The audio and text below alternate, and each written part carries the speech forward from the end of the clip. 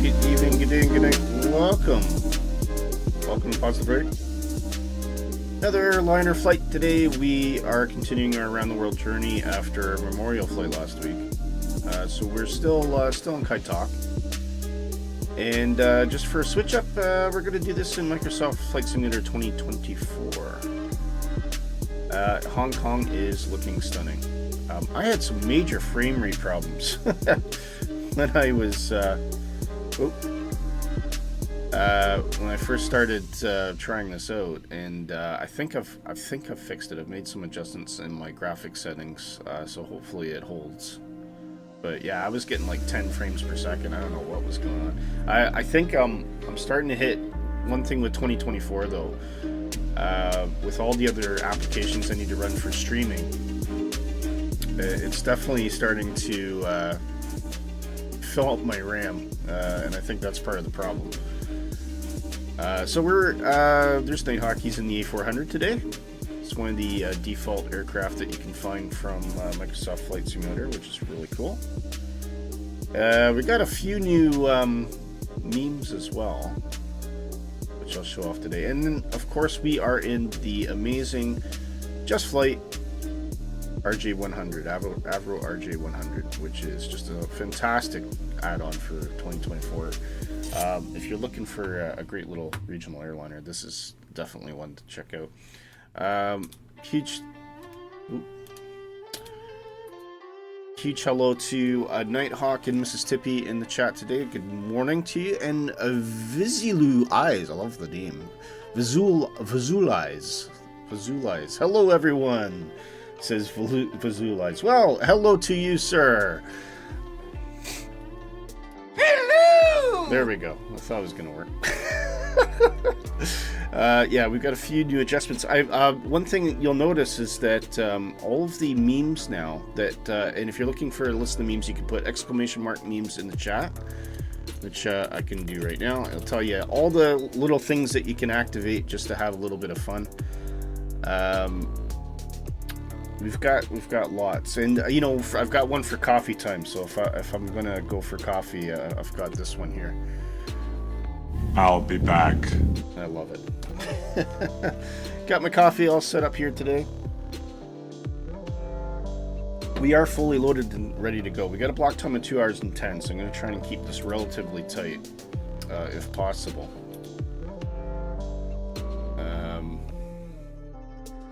And we'll just bring up those sim noises a bit.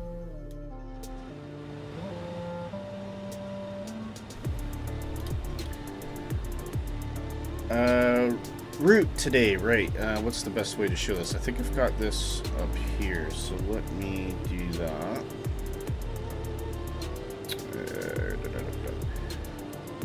Right, so we've got a big thank you to Nighthawk for doing this custom departure.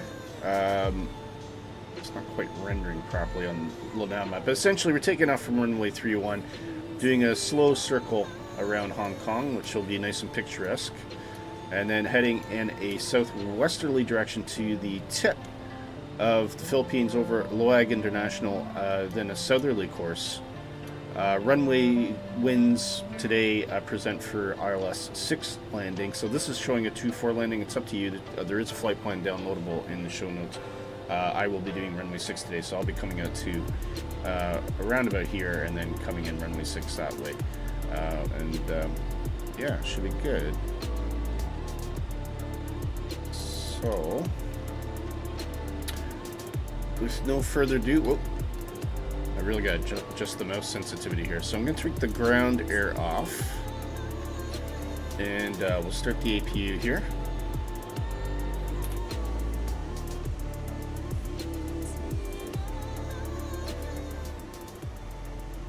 Let's turn that music down just for a sec. Nighthawk says, will you change the time? It's going to be dark soon. No, I've actually, I've got it set to the morning, Nighthawk, so it's actually the sun's coming up, but I just wanted to show off Hong Kong and its brilliance with the night lights, because it just looks so amazing. Not too friendly on frames, but it does look really good. Mrs. Tippy says, I'll have to catch up just starting the sim now. Yep, no worries. I think we're still kind of 5 minutes away from departure anyway. I've got a few things to do in the cockpit before I can get going. So we've got the APU start. Oh, helps if I got fuel on. That's not going to run very well, is it? APU power is available, so we can put that on. I will. Oh, man. Yeah, my frames are all over the map right now. Seatbelts can come on. And, no, not those. And the beacon, which is up. Here. We should see that beacon flashing from the outside. Yes, we can. That's perfect. Hopefully the frame should calm down if I stop changing views. Right, ground power can go away now. And we'll turn that off. Oh, I don't think I had the ground power on, actually. I must have.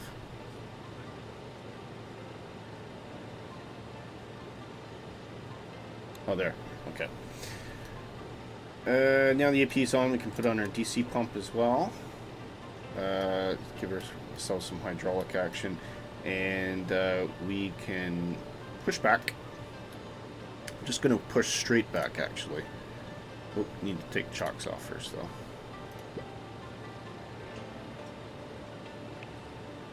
So we'll connect the truck there. And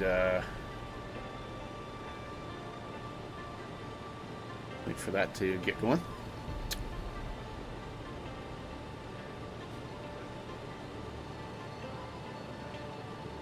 But yeah, big shout out to Visu Licensing. Thank you for joining us today. Please do hit the like and subscribe button. It really helps the stream.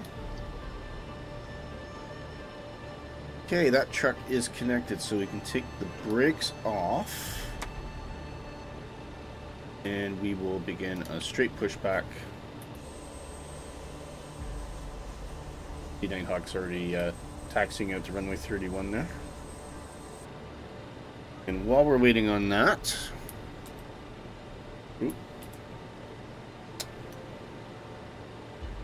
turn on the engine start sequence, and we'll begin with engine 1. Put on the fuel pumps here. Whoa.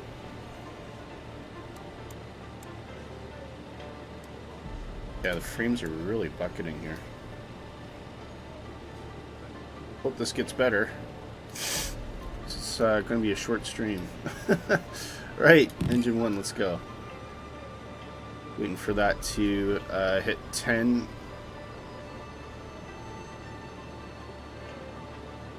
Go, and we'll just push the engine into detent. Here we go.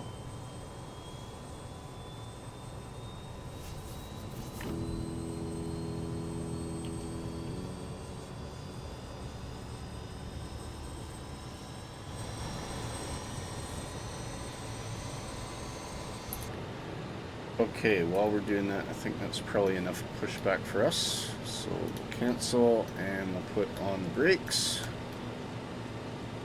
And that should dispatch our push truck. Hopefully, maybe, possibly. There it goes. And engine, good start, engine 1, and or engine 4, engine 3, whoop. Go.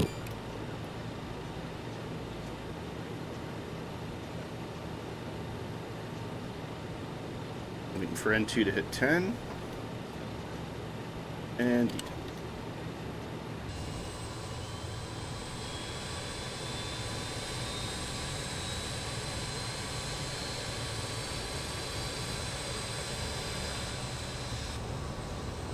Man, the frames are just terrible today.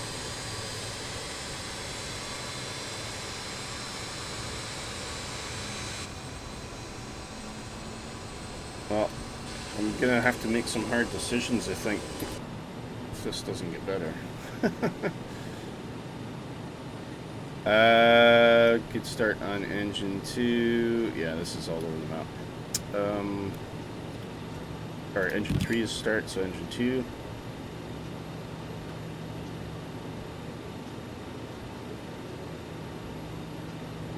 No idea what that that's going. So I'm gonna try and make some changes here. It's definitely. Oh, that's helped. Okay, I've taken the object level, the detail down a bit, so maybe that'll fix things. That's a little bit better. A little bit better. Okay, engine 2 is probably ready to spool, so let's go.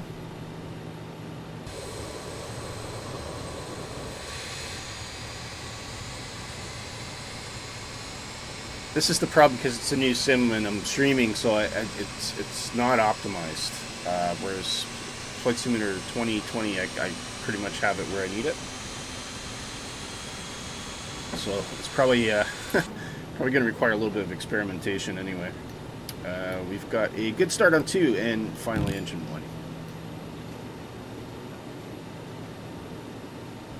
Waiting for 10% R2 and 2. There it is, and D10, and there we go.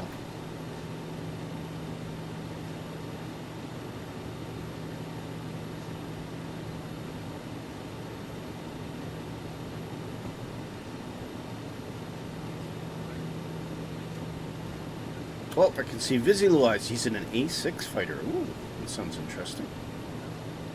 It's an A6 intruder. Very cool. So we got two people flying with us today. Oh, there's Mrs. Tippy. I can see her. She'll probably be an F-14, I would think.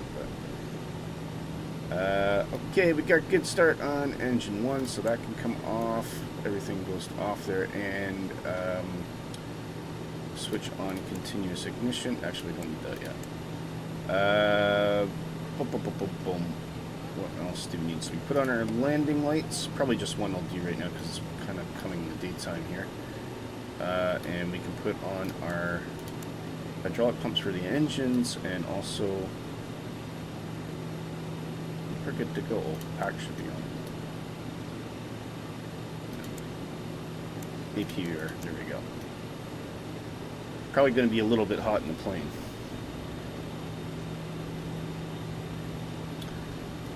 A6, I threw you off today. Oh, did you?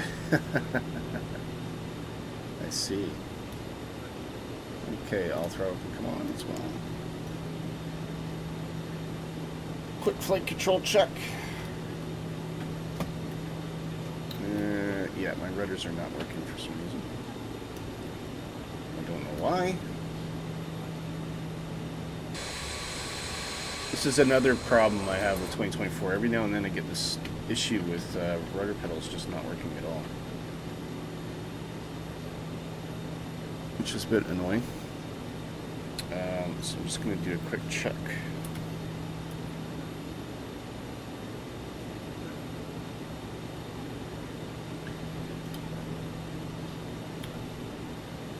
It'll be the first actual flight with it since they updated, yeah. I mean, I do see some improvements. Okay, yeah. So, why are you not receiving my rudder inputs here? I don't know. There's all sorts of things not working at the moment, actually.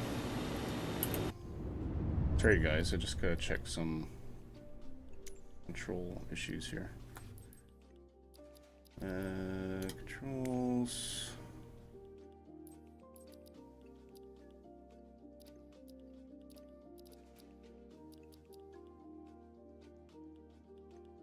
Oh.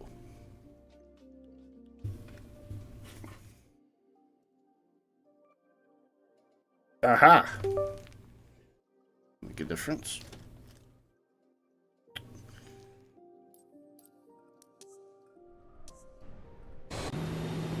That fixes that problem. Yeah, okay, there we go.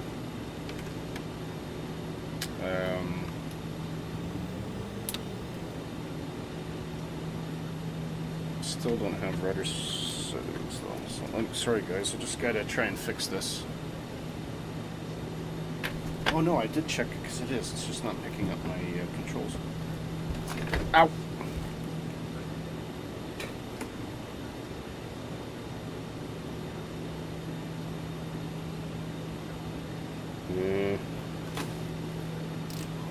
Oh, Microsoft 2024, why do you do this to me?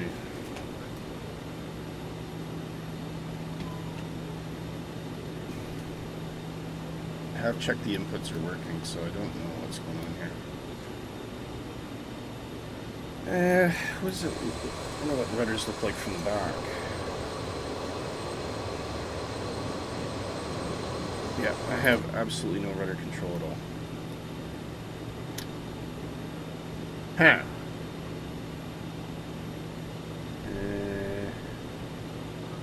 Everything's on up there.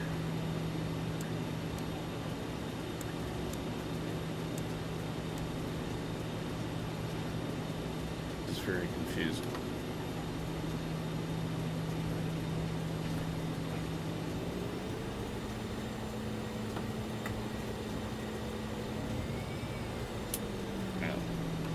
Try moving it forward just to see if it does anything, but... Oh, you know why? I'm an idiot. The parking brakes are on. Oh wait, no, it's still not working. Okay, I am getting rudder input though, it's just not showing down there for some reason. Okay, but it is working, so I don't know what's happening there. It must be some sort of glitch in the...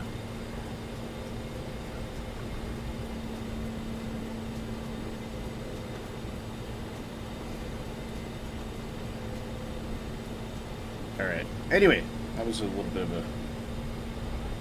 a... Nighthawk says, I found in FS24 I have to turn controls off and on to clear bugs. Yeah.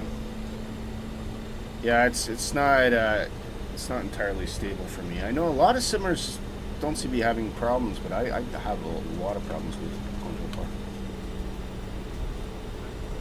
It could be because I'm just running on an outdated PC as well. I don't know. Which is a problem, because I can't really afford to upgrade it right now. So, it'll either be 2020... Mr. Tippy, how are you doing, sir? Good morning to you. I'm still not happy with the frames, though.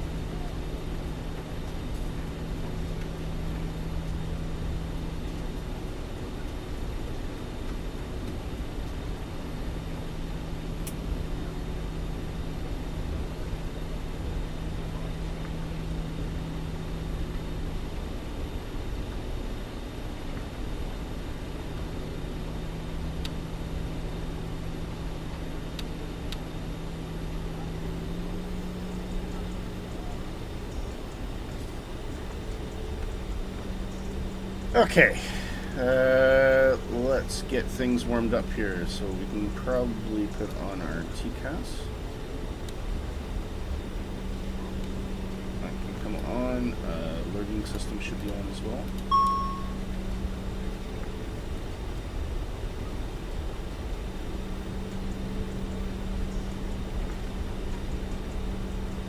Oh, there is a wicked bump on this runway, by the way. Which you're going to see. I tried taking off from runway 13 the other day as on a practice flight, and it suddenly the airplane just kangarooed. I think it's around here somewhere. You'll see it. It's pretty dramatic.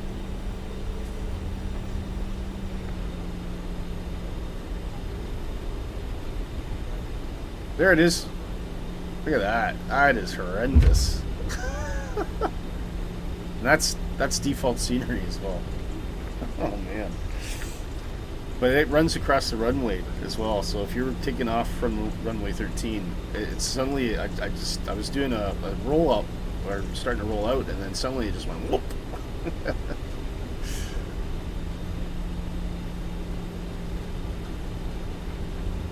Alright, I'll get both landing lights on here.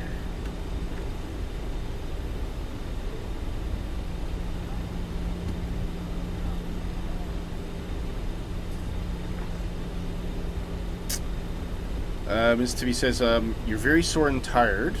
Got home for the weekend after working up the Muskokas all week. All right. Were you, was that just for your day job, was it? It's a long way to go. Is there still, is there much snow up in the Muskokas right now? Is it finally melted off?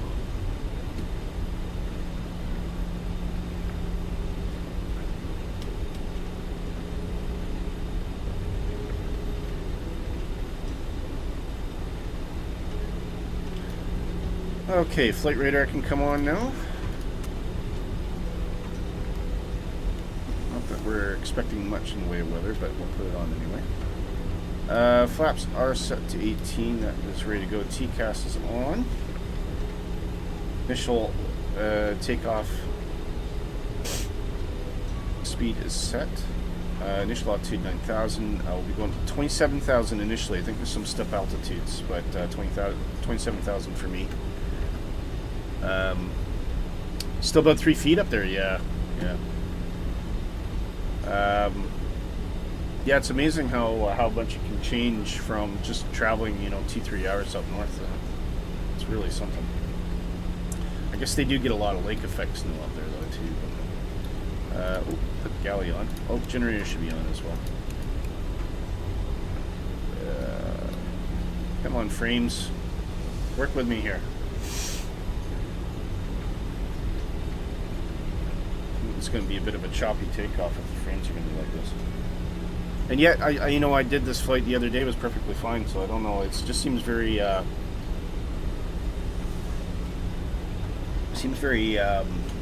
sporadic in terms of whether you're going to get good frames one day or bad frames the next day. I don't know.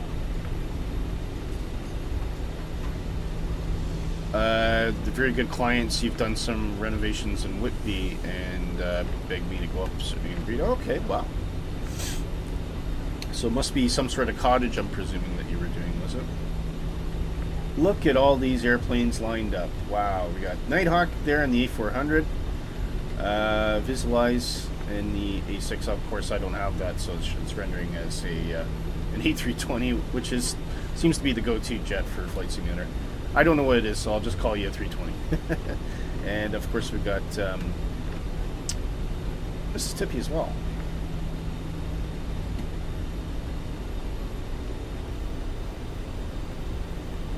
Okay, we are just about ready to go. So. Cabin crew, please take your seats for takeoff.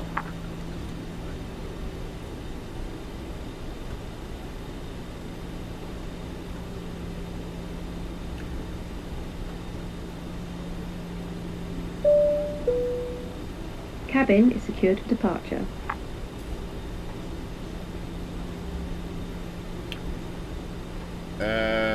Yeah, a couple bathroom renovations. Okay, what they call their cottage, but we would call it mini mansion. Yeah, that seems to be. Now I gotta have a think here because there is a consideration. Microsoft Flight Simulator 2024 renders jet wash.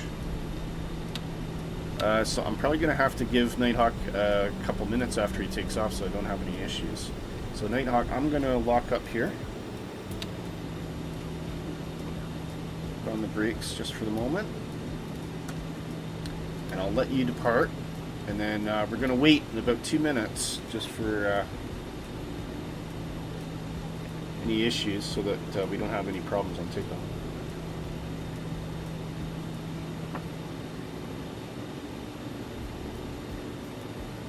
Couple bathrooms says it all, doesn't it? It's a cottage and they've got two bathrooms. Like my sister has a cottage up in Quebec somewhere, and I've heard that's well, the way she describes. So they have a house in Ottawa, which has got it's 4 bedrooms, but it's like it was originally 2 bedrooms, and they've kind of got some basement renovations, but it's a side split, so it kind of does one of these things all the way down. So he said, yeah, we got a cottage up Quebec that we go to. You should stay with us. I said, would you have enough room? He said, oh yeah, we got 5 bedrooms. I'm like, okay. 5 bedrooms. Man, I'm doing something wrong. I don't have that much money. Brett plays all the way down there in Oz. How you doing, Brett? I hope you're doing well. Okay, there goes Nighthawk.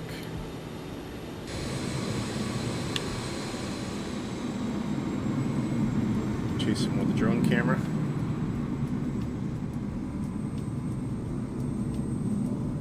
And that amazing A400. I actually see A400s flying over my house, if you can believe it, through the valley. There he goes. Nice slow rollout there. And he's up. Okay, so we're just going to give this a couple minutes. We should have our landing lights on, actually. Let's see this thing all lit up. And strobes.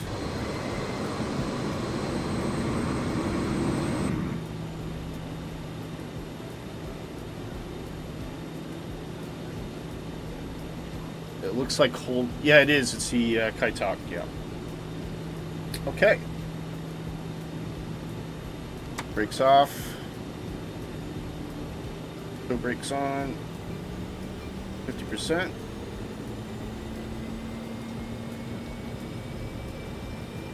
Brakes released. Check thrust. Yeah, frames are a little bit choppy. Airspeed alive. Thrust set. Wow. That is terrible. 80 knots. That's shocking. That's like 3 frames a second. Go. Rotate. Wow. Positive climb. I've never seen it that bad. Gear up selected. Okay, it seems to have smoothed out after I get off the runway. But wow. That's shocking.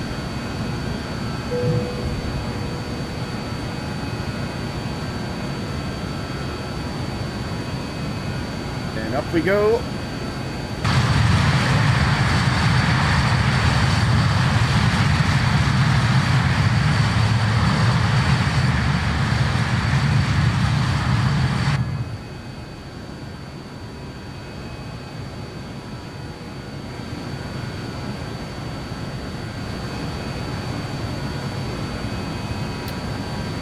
Okay, we're gonna hit autopilot on.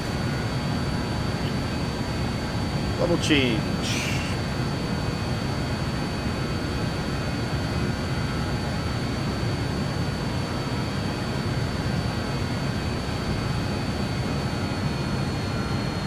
Climb power. Terrain ahead. Pull up. Terrain ahead. Pull up. That's okay, we'll be fine. Increasing speed to 200. Probably should have climbed a bit further, to be fair. You flew in out real life, did you? 98. Oh, that was right before it closed, wasn't it? I flew to Hong Kong in 99. It was just when the new airport had opened. Okay, flaps can come up.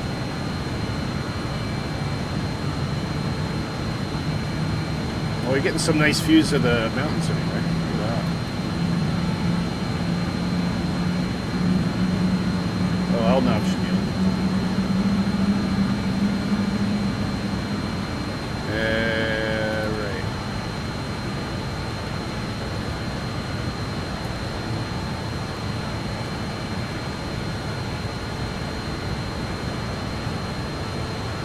Right. $97? Yeah.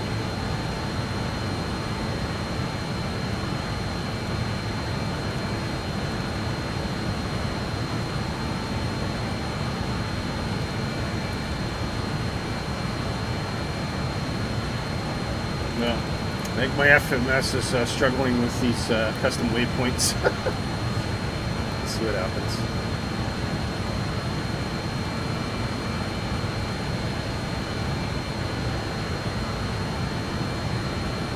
That should take us. That should take us over. Okay.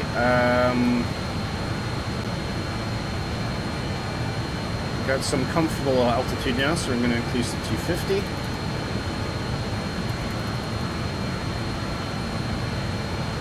And we'll set our cruise altitude to 70.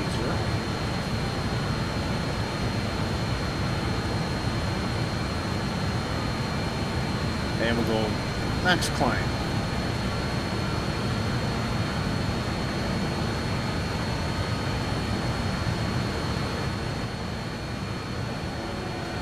Not a mountain was hit. Long time ago, yeah, it was a long time ago, I know. Ladies and gentlemen, the cabin crew have been released to begin their service, but please note that the seatbelt signs are still on. Yes, they are. Okay.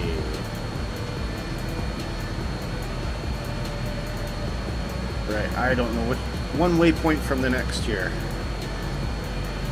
So we'll do that.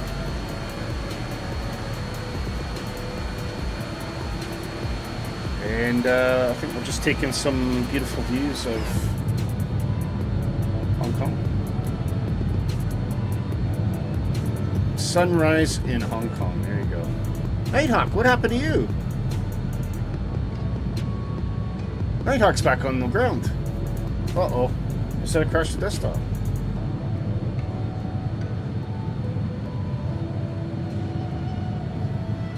Oh, fitting music for this, isn't it?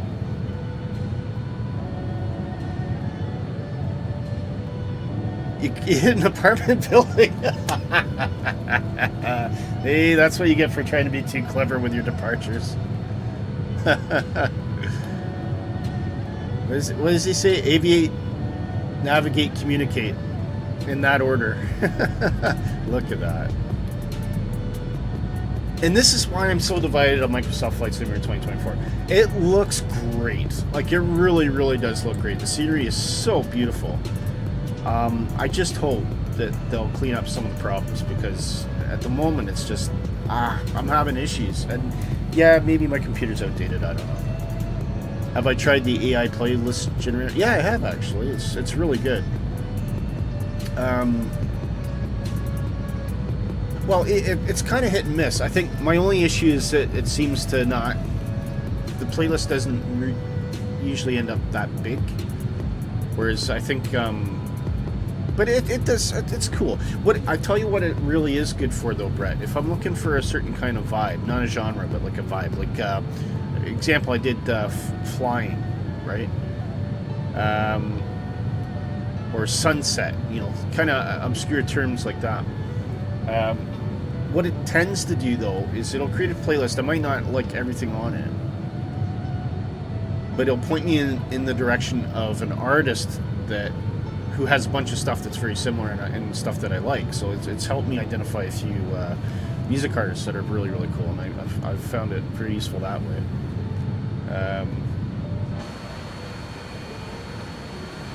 Okay, we are crossing 10,000 feet, so we can take the lights off here. Increase to our climb speed. I'm going to go 270. Hopefully that'll get us up a bit quicker.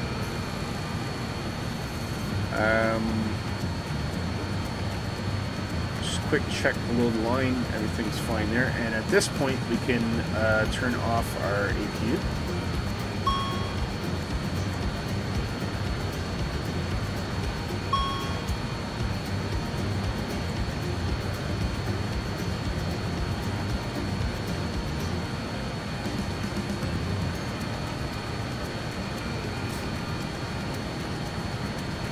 Everything else is looking tickety-boo.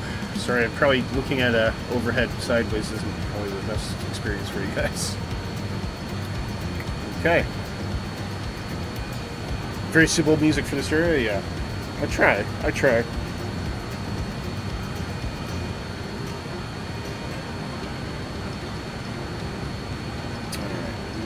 take out that range a bit.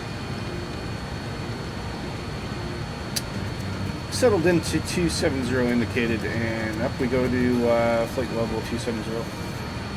270 for 270. I thought it said something wrong there, but no, it's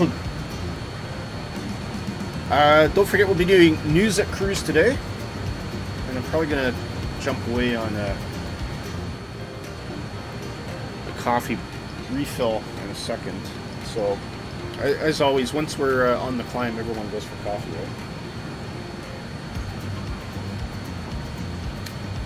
right? But yeah, you'll notice now that we've got meme TV. So as mentioned, you can have a little bit of a play with those. And I've added a few new ones.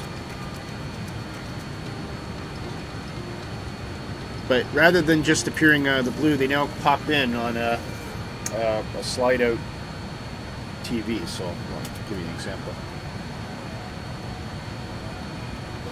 Do you know what this means? It means that this damn thing doesn't work at all. Sorry, overlapping there. That's actually a streamer set. I should have those so they're concurrent.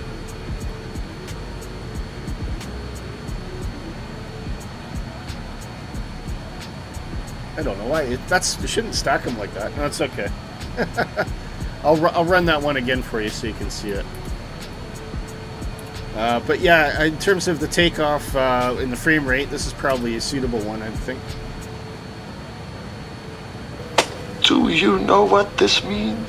It means that this damn thing doesn't work at all.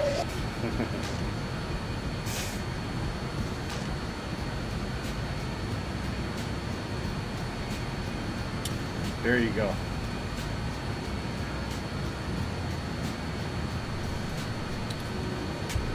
Right. Probably put that off. Just enjoy the sunset. Make sure everything is stable. I think I'm relatively happy. Yeah. All good. No weather on the horizon at all, so it looks like we might have a clear run into the Philippines. It'll be pretty cool. It'll give us lots of scenery. Nighthawk has done a great job for us too by taking us over the Philippines rather than just cutting across the ocean straight to Manila. So that's going to make life a little bit more interesting.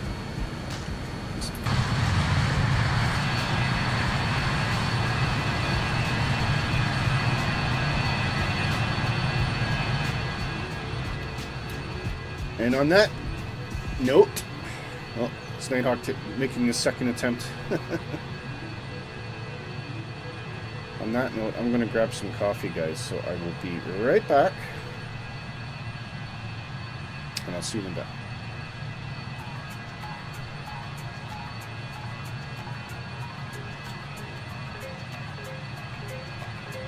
I'll be back.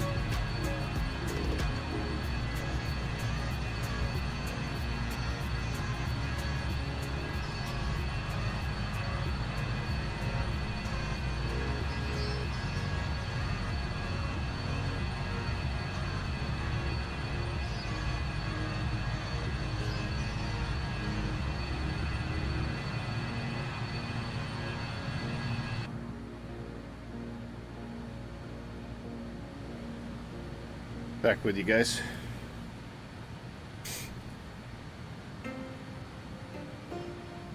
Should play with more memes. What else we got?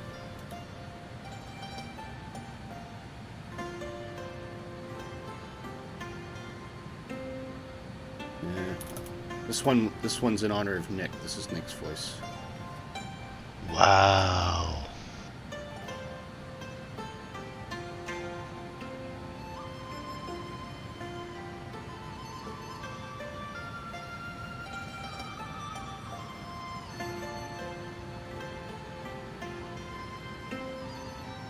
I'll change up the music a bit. What do we fancy? Lo-fi, blues. Need to get some more rock, but I didn't. That's one thing I don't upbeat. I haven't really found a lot of good rock music for that. It's all a bit harsh. Maybe some funk. Anybody feeling funky?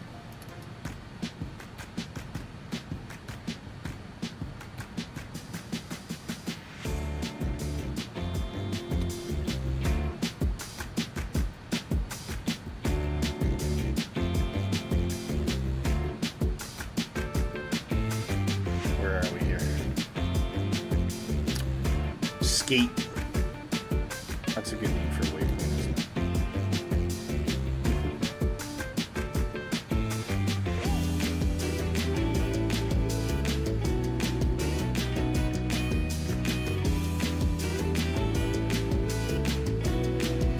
it? Not a big climber, the RJ. It's only about if you're getting 1,000 feet per minute, you're doing well. But it is just conserved fuel, so. That's kind of why you tend to get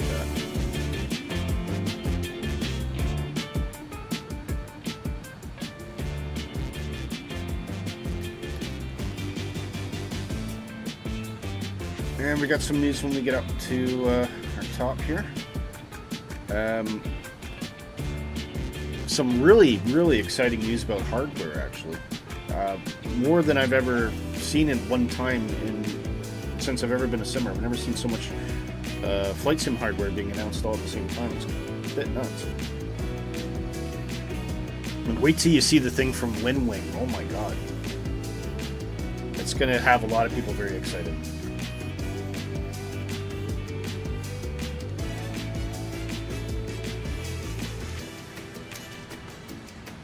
A little bit of ocean for a bit until we hit the Philippines, but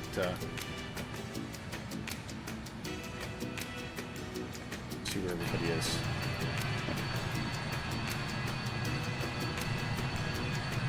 It's funny how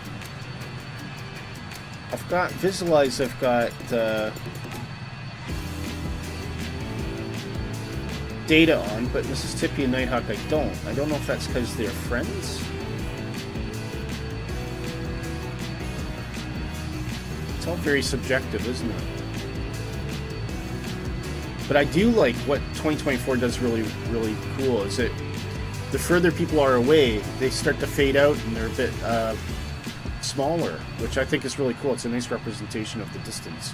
Whereas in 2020, everybody looks the same. They could be, 50 miles away, they could be 1 mile away, and they still have the same tag. So I do like that effect. That's a nice little touch. Info has to do with deliveries chosen. Yeah, but then why wouldn't it show anything on Mississippi? That's fine. I mean, it's like it shows it for one person, but not for others. I don't know. I'm hoping that Flow Pro is going to be upgraded for 2024, but I think they might be struggling with the new sim.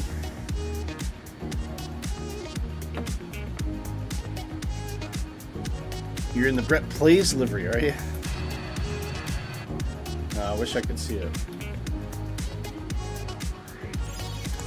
Look at that sunrise. Gorgeous.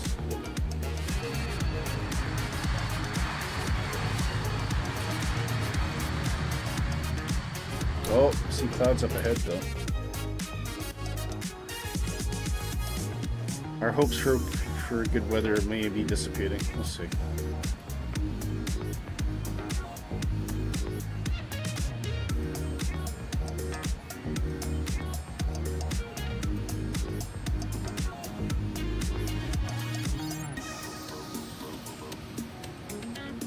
Getting a coffee? Okay. I would not stop you from getting a coffee. Coffee is important. In fact, I'll have a second.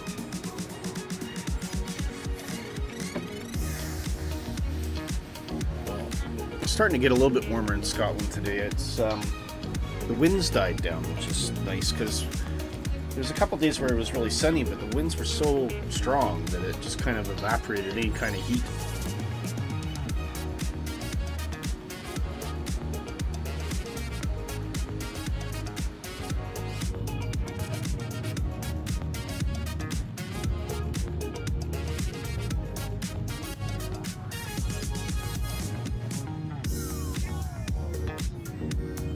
Nothing but sea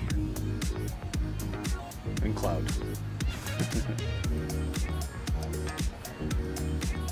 Oh, we're inching up there slowly. It's really dropped 500. It must be fully loaded today. 120. Yeah, we're fully loaded. That's probably why. Didn't actually look to see how many passengers we had.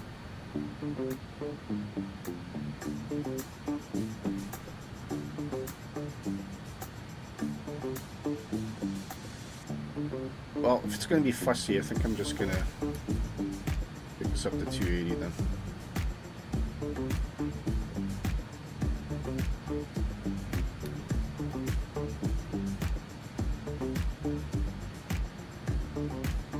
And hopefully we get good frames on landing, because that's going to make things really difficult. I was really frustrated last week on 2020.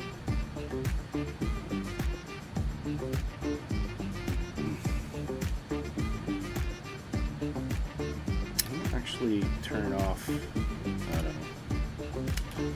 Don't mess with it. Don't mess with it. I should do a test stream. That's what I should really do. If I want to do performance optimization, just do a test stream. Get everything running like I normally would.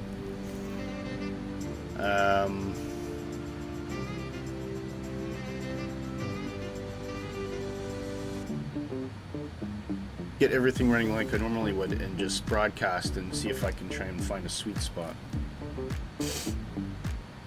I mean, part of it could be just the pure fact that Hong Kong's got so many buildings. I mean, it's like flying in New York to some extent, isn't it?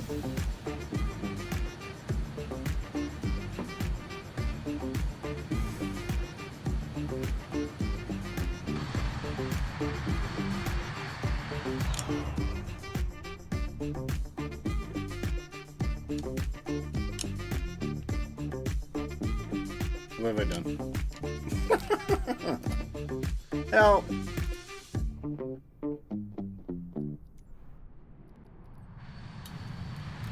Key bindings. Right. Are you doing what you're meant to be doing? Yeah, you are. Okay.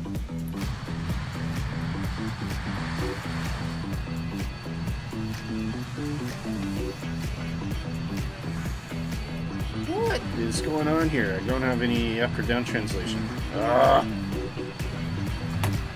don't know what's wrong with this sim.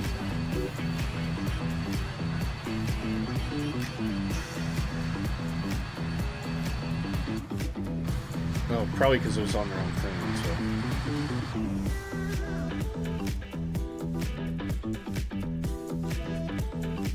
So. Okay. Yeah, I don't know.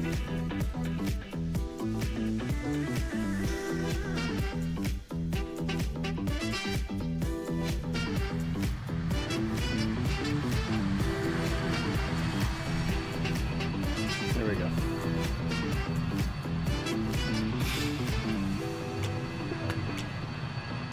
Let's see if we can get the EFB up.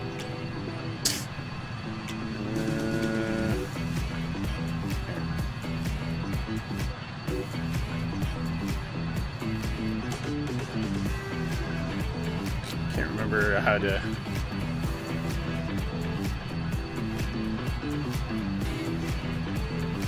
is there a way to bring it in? Oh yeah, here.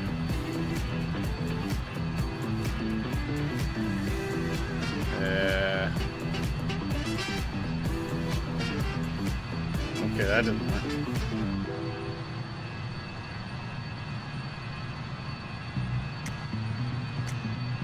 Oh, request from avionics. Does that work?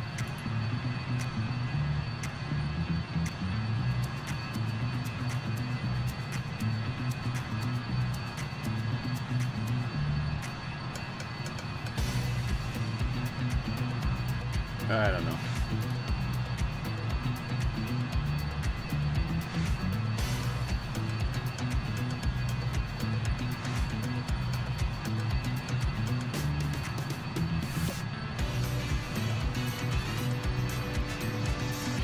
I never really played with this thing, so I don't know how it works.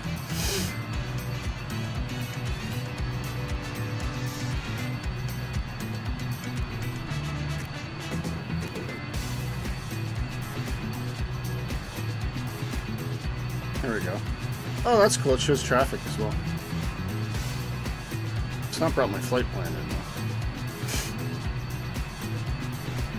I thought this had some brief integration for some reason.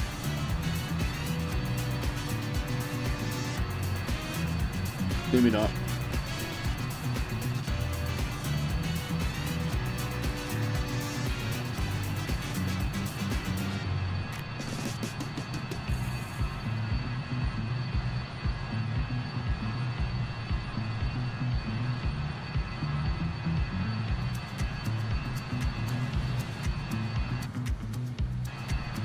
No, it doesn't seem to pick that up. You have to load it from the link you put in the doc, yeah.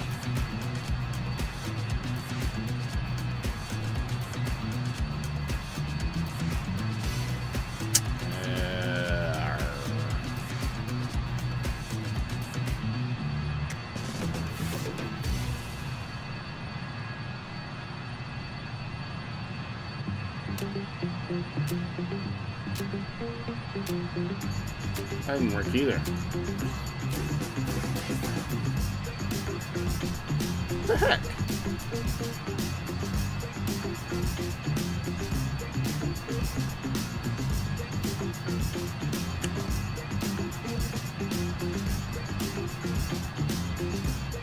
For the EFBF on the top left of the root page, I don't know.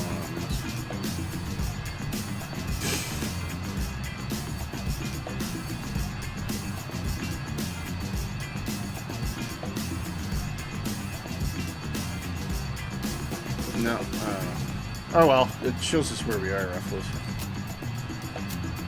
Can we make this smaller? It's so big.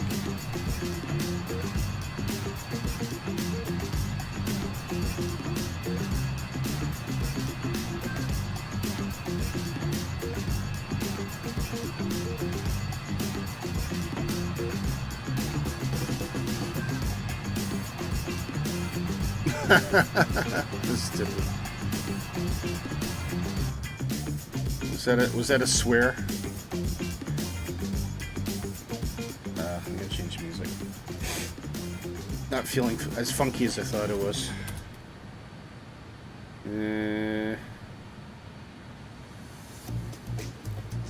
Let's go lo-fi for a bit. Nice and chill. Perfect coffee music.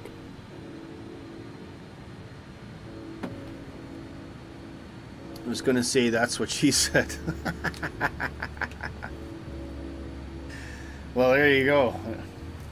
Don't often hear a woman saying that.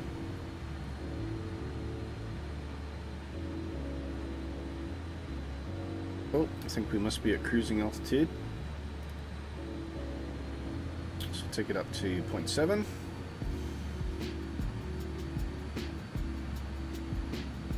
I've already got everything set for my ILS approach, so the nav is 109.10 and course is 63.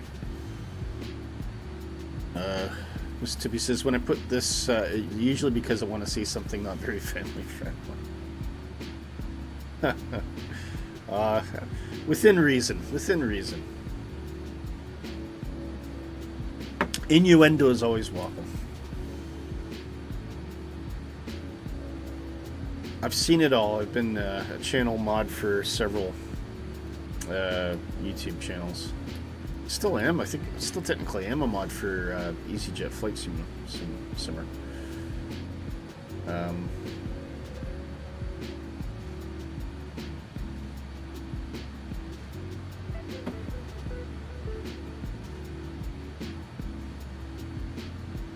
Oh, let's have a look at the progress page. So we are 23:56 to top descent. So based on our current time, that's just about an hour away. The top descent. There you go. Posted a note in the pub on EFB flight plan loading. Okay. Let's go look at the note.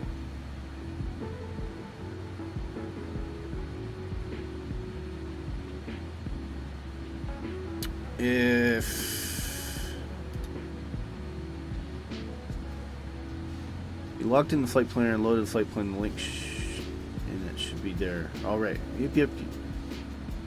Load flight plan on the top left. Yeah, I did that. I'll give you a list of plate. Yeah. You load in the flight planner website. Oh, if I've logged in the flight planner, probably not. No, I don't use that. So I just tried to load the.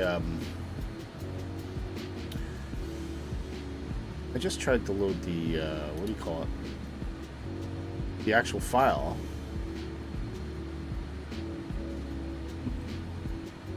It's maybe gagging on your waypoints, your custom waypoints. That could be the reason.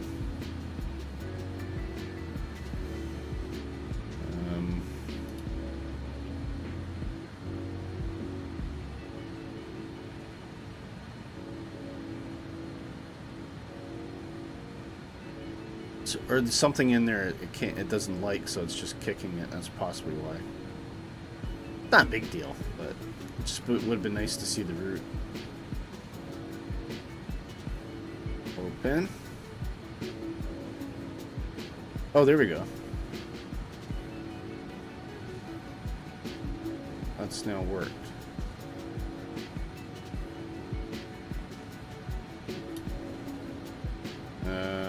Alright, well, let's put it in the arrival then. Because Tater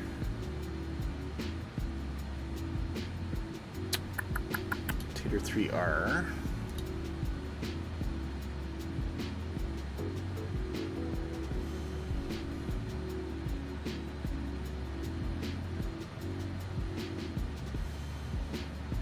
ILS 6. Direct.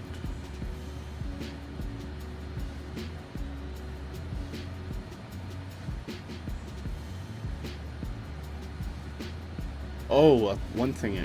Oh no, I did pick that up.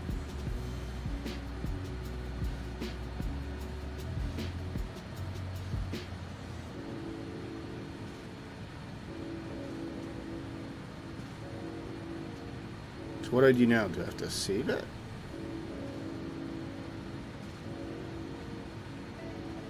Will that just... Oh, there we go. Why did that... I don't know why that didn't work the first time. Maybe I was being too impatient. Okay. I mean, it'll be gobbledygook by the time it gets down there, but that's alright. It was just while we're sitting over the middle of water, not really seeing much. You're a mod for a few as well, Mrs. Tippy, are you? For your sins?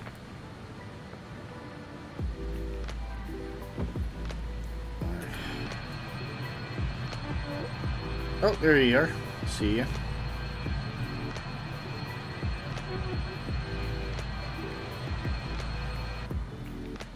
Better turn off RA. Peek. In case you get a bit close and my plane decides it's going to start lunging somewhere. Oh. Shall we do news at cruise then?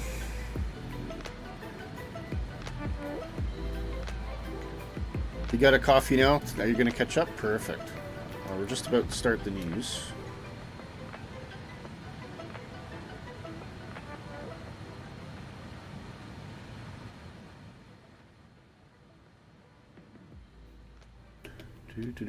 And it's time for the news, guys.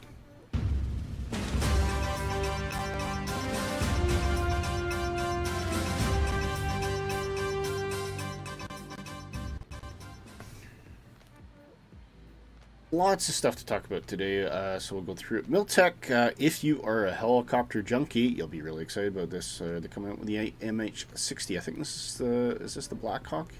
Yeah. But I think they're doing more of the naval variants. And they're partnering with Blackbird Simulations to do this as well, which is pretty cool. But it's looking splendid, I would say.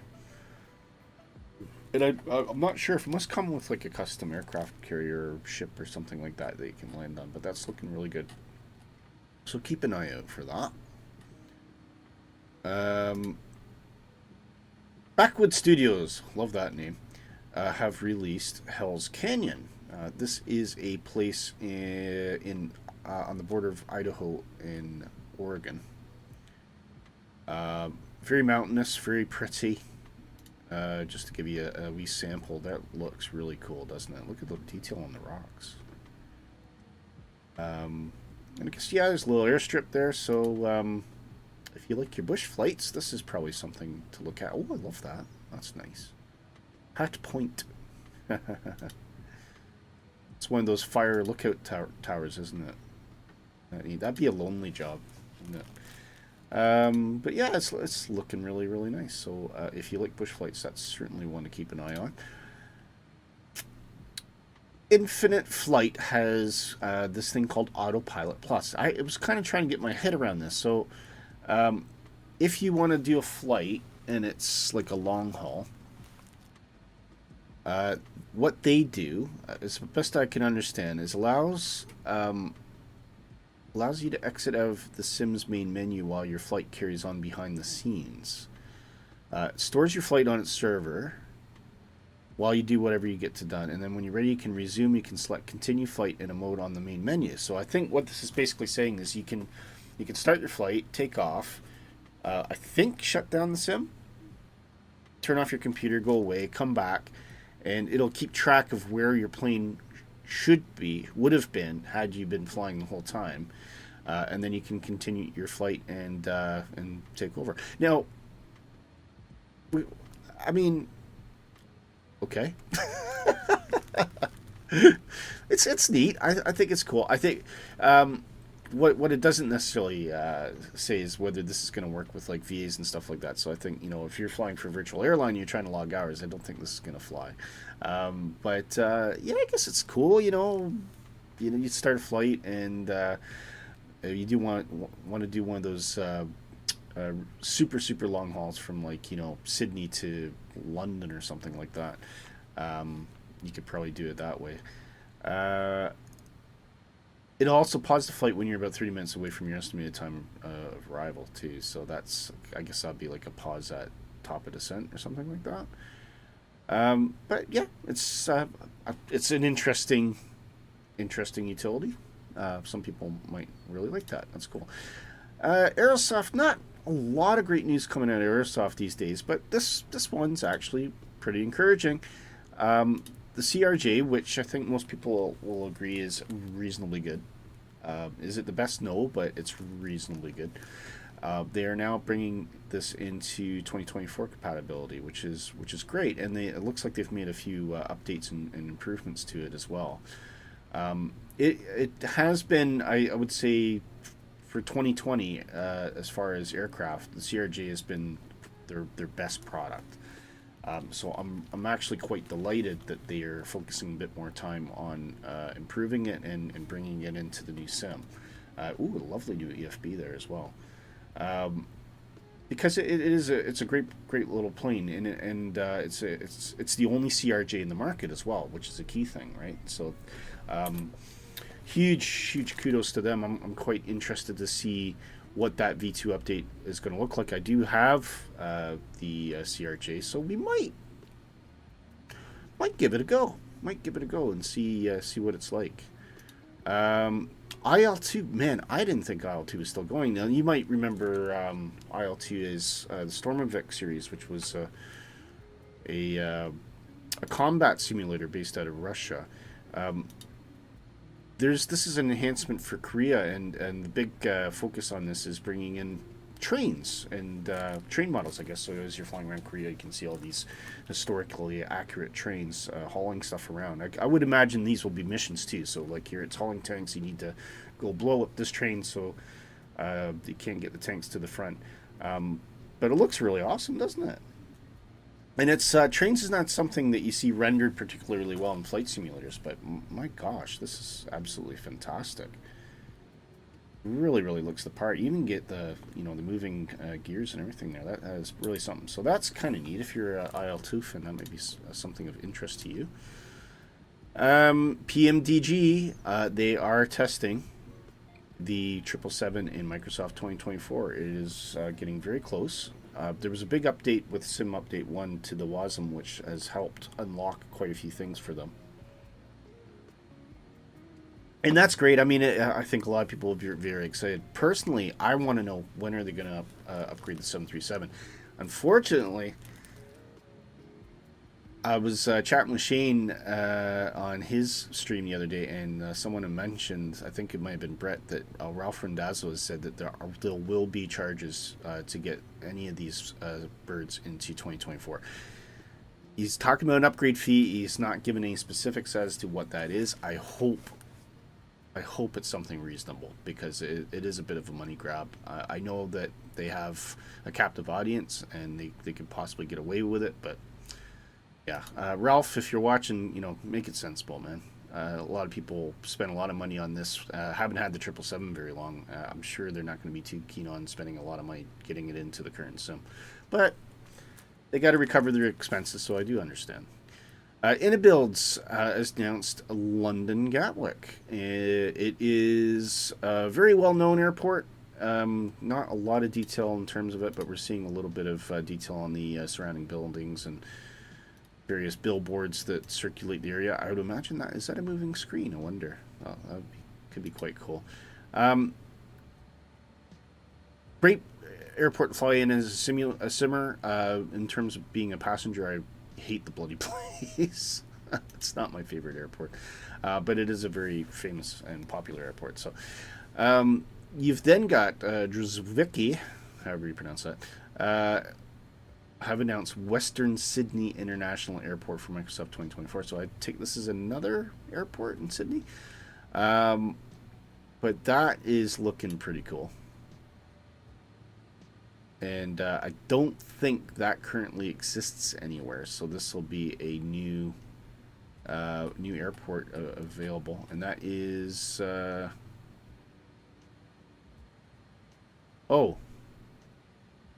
so they're building this airport. Okay, so this airport's not even open. That's interesting. Here, now we're getting into the hardware. This is really cool. So first we've got Meridian GMT, and they've got two products. They got a Sierra Plus yoke that has a stick shaker function to it, which is really cool. And that looks pretty cool. It's very, very nice and simple as well. I like clean lines on yokes. I don't like them when they get too fancy. But then they've got this thing called the Tangle Plus throttle. Now this looks awesome, and I'm particularly interested in this purely because it does have the throttles. It's got your trim wheel, but it's also got this radio stack look, and a couple other things for general autopilot control. It's kind of more like on the GTN or general aviation side of things, which makes sense because you've got your three sets of things. But I'll tell you what, this would be absolutely cracking throttle for the Duke B60. I would love to use this for the Duke B60. It'd be absolutely perfect. And it's just giving you another option on the market, which is really cool. Now, of course, some of the names we do know. Honeycomb has announced 4 new products. The first is a throttle, which is more on the GA side of things. So if you do a lot of Cessna flying, that's probably one that you'd be interested in. They're also coming out with a stick. Now, this is very reminiscent to me of the Turtle Beach, but obviously not as electronic. But what I find really cool is it's got all these kind of switches and dials on it, which is kind of interesting. And they've got Alpha Controls Lite. So I guess the difference with this is it has all of the same movement. I don't know what the difference is between the two, actually. What would be the difference between the Alpha and the Alpha Lite? That's a question. They focus on the essentials. Maybe some less stuff? I don't know. Still has programmable buttons and switches. I don't know. I'm struggling to see why this is crap. But maybe, you know, to get things into a slightly lower price point for people who aren't necessarily looking for all the bells and whistles on it. And they do have a really cool looking throttle assembly. This is obviously for airliners this time. Now this is nice. It's got the detents for the flaps. What I'm not keen on, the build quality. If I'm being honest here, the build quality doesn't look that great, guys. I don't like how it's like open-ended on the flap lever there. Like to me, this looks a little bit shiny, a little bit plasticky. I hope they've not, you know, downgraded on quality there. But we'll just have to wait and see what once people get it in their hands, what they think of it. Now you got another one, Moza, and for the first time in a long time, force feedback yoke. So this is, in case you don't know what force feedback is, if you've got pressure on the plane or wing loading, you'll feel it, right? It pulls against you. If you're not trimmed and you're having to pull it, you'll feel that pressure until you trim out. You'll feel that pressure release off. Very exciting. And I guess they do racing as well. Is that why?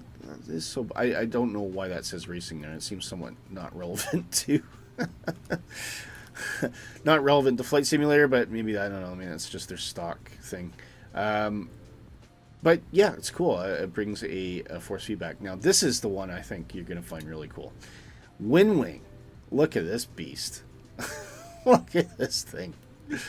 I think there's a video here too. Is there? No, not rendering. Okay, doesn't matter.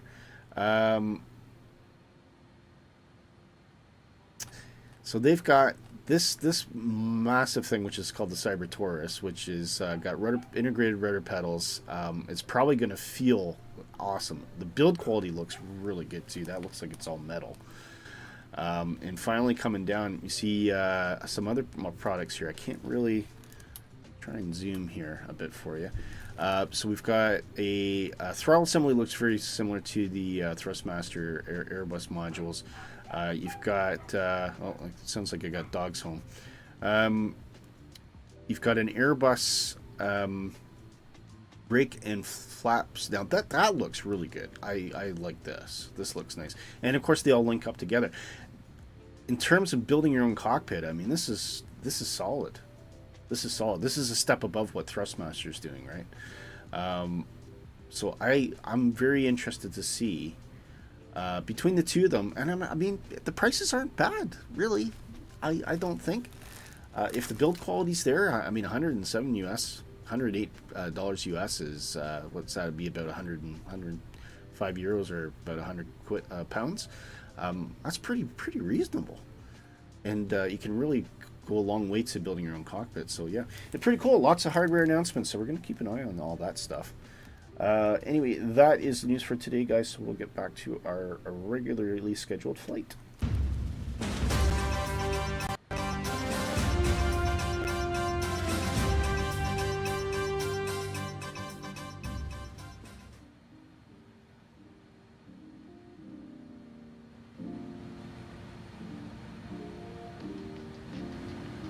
Here we go. We're almost over the ocean. Almost over the ocean. Let's see if we can see anyone behind us.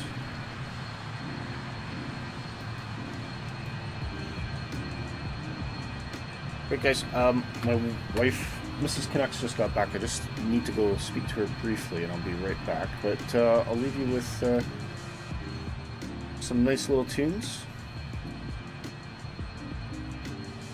And I'll see you shortly.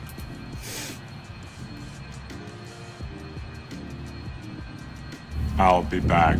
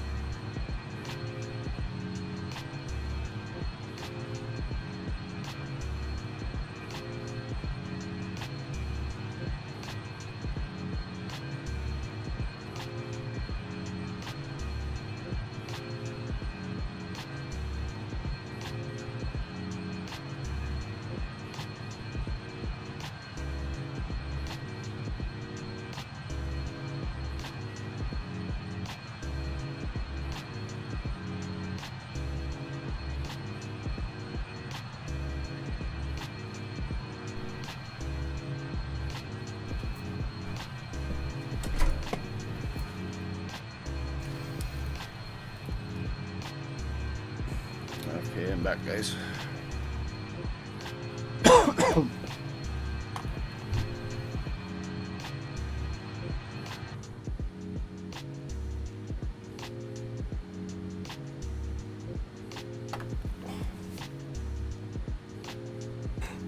Can't see the top of the scent though.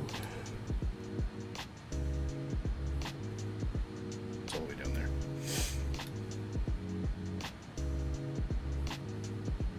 I think actually when we get over the Philippines, we might actually drop the altitude a bit just so we can see a bit more of scenery. It's very pretty though. We did a quick circular flight a couple weeks ago just to see what it looked like, and it looks pretty nice.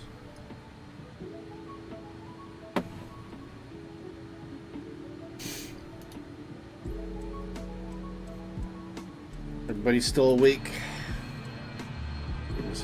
Where's Nighthawk? He's still with us? Or are you just quite far back? Is that the problem? It's one thing I don't know is what the speed of the A400 actually is. But I should be able to get all you guys coming in on the drone camera this time, so that'll be good.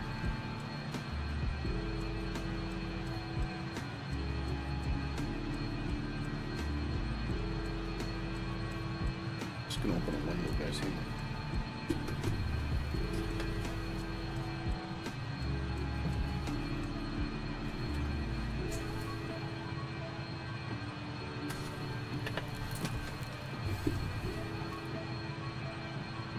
Yeah, you're not gonna, oh, you're 450. Well, that's not bad. 458 is pretty quick. I mean, I'm not particularly fast. Don't ask me what my ground speed is, though, because I don't think it actually tells you. So you don't really get an indication of ground speed on this. Not that I'm aware of, anyway.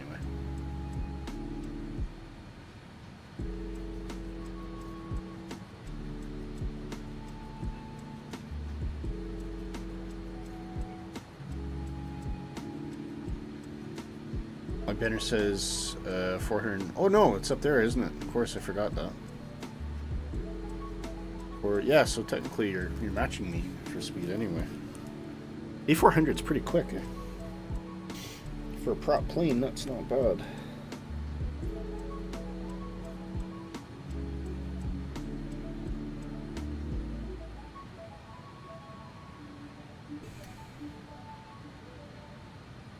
I always forget that that's there. That's kind of neat. I like that. Here's your manual. There's all sorts of little goodies with this. I also figured out there's a way to turn... you can hide that as well, which... Because I always thought it was so frustrating that I couldn't see these controls, and then I just accidentally happened to click that, and I'm like, oh! I can see all the radio controls down there. So yeah, they really put attention to detail just flight. Really looking forward to that Falcon 70-100. I think that's going to be extraordinarily fun.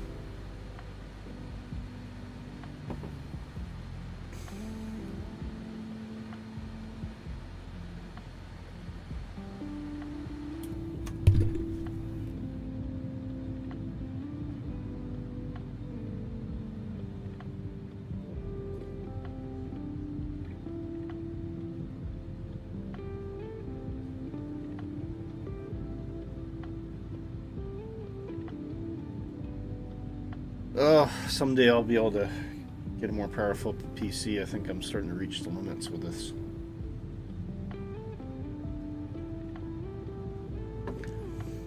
Problem is I don't want to... I mean, I'd probably stick in 2020 for a while, but I don't want you guys to abandon me. You know, I want you to fly with me, and I'm sure a lot of people don't want to necessarily hang on to both sims forever.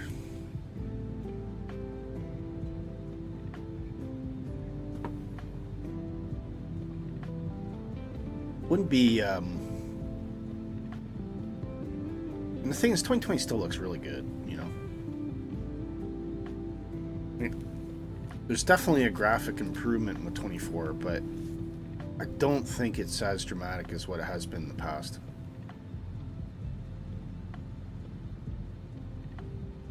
And I'm glad that Microsoft's still continuing to support it.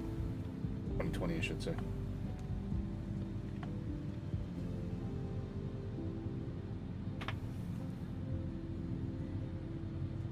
I just realized my camera was off.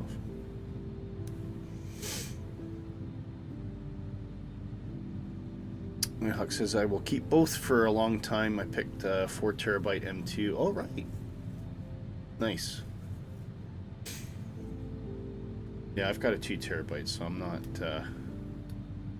I'm okay. I'm not struggling too much. I don't really have anything else on my PC apart from Flight Simulator, so I've got plenty of storage for that. If I did a lot of PC gaming, I'd probably have a problem, but I don't. I like playing... the only games I generally play are like little simple games. I like...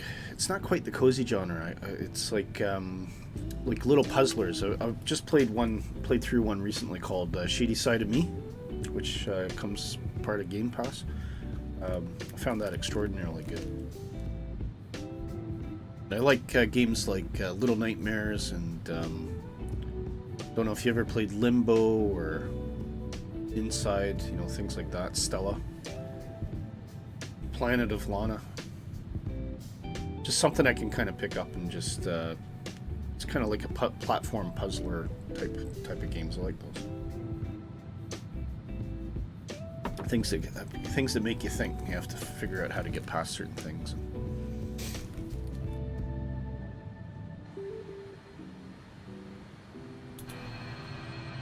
Oh, there's Mr. Tippy coming in.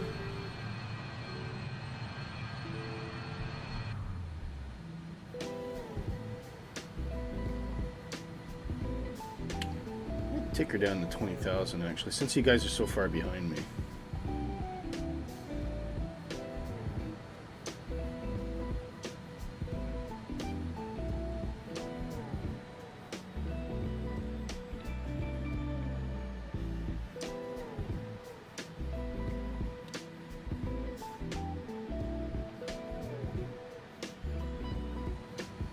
There's a lot of cloud coming up there, though.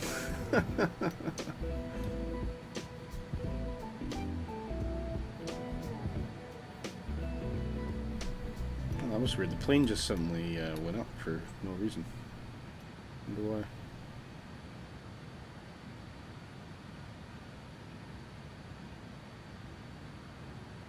Well, possibly because I was overspeeding, that's why. Alright, let's put a little bit of braking in then.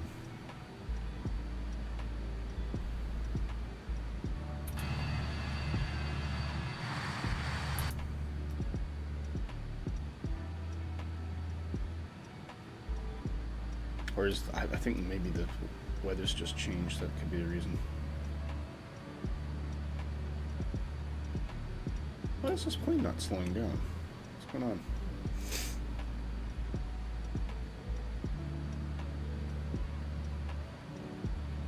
I'll thrust this on. Okay, let's try this.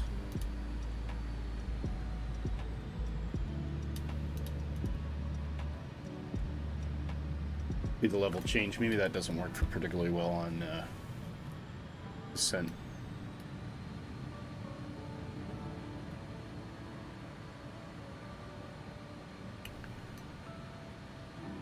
What's your thoughts on it, Mrs. Tippy? Are you planning to keep 2020, or are you hoping to ditch it at some point in the near future?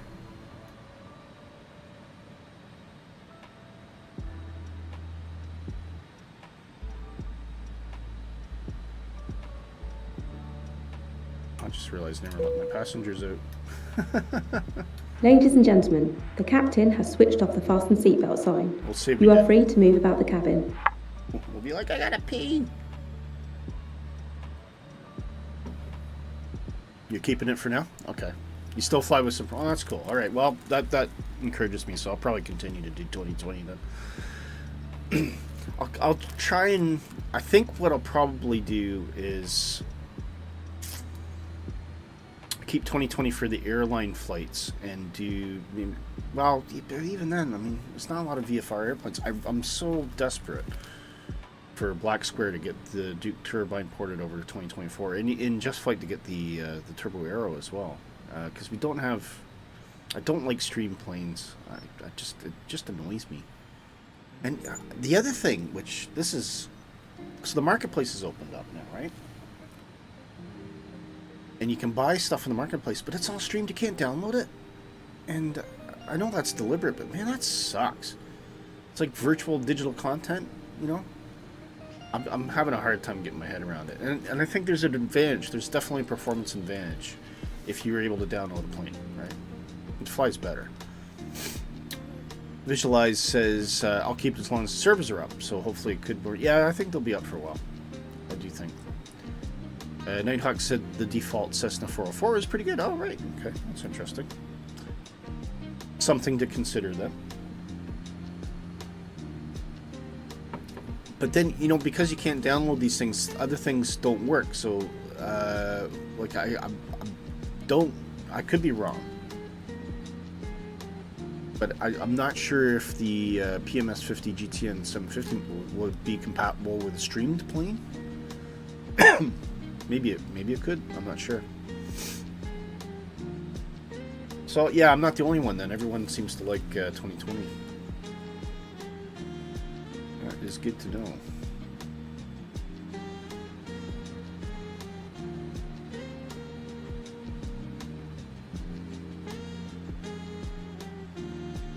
Probably go up to 280. I'm gonna get too slow here. Still can't see Nighthawk, so it must be way back there.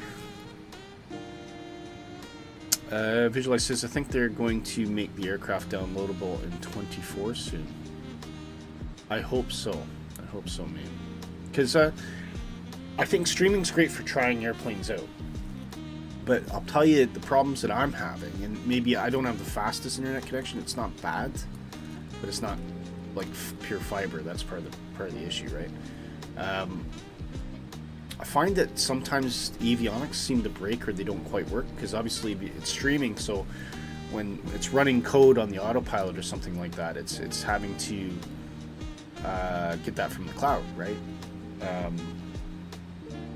And sometimes it works and sometimes it doesn't. So when the in-built V2, for instance, like the autopilot just disconnects all the time. I can't fly it. It just sucks. But I have heard that people have been porting fly-by-wire into 2024, so I might give that a go. I might try porting the fly-by-wire 320 Neo. See how that works, if it works okay. Mr. Tibby says, yeah, it threw me off today when I noticed we're flying 2024. Yeah, we won't be next week. Next week will be in 2020 because we're going to do some VFR flying around the Philippines, and we'll probably make use of Hangar 713 aircraft as well. Do a little bit of smoke trail stuff, eh? That's probably why Stu hasn't popped in. I'm not sure if he knows how to find us in 2024. Oh, okay, fair enough. Nighthawk says the Phoenix is supposed to work well in 20. Yeah, I have seen that. I've seen. Case in point. When I was watching Shane stream the other day, he was using the Phoenix in 2024. Okay, here we go over the Philippines. It's very cloudy though, so I don't think we're going to see a heck of a lot in the moment.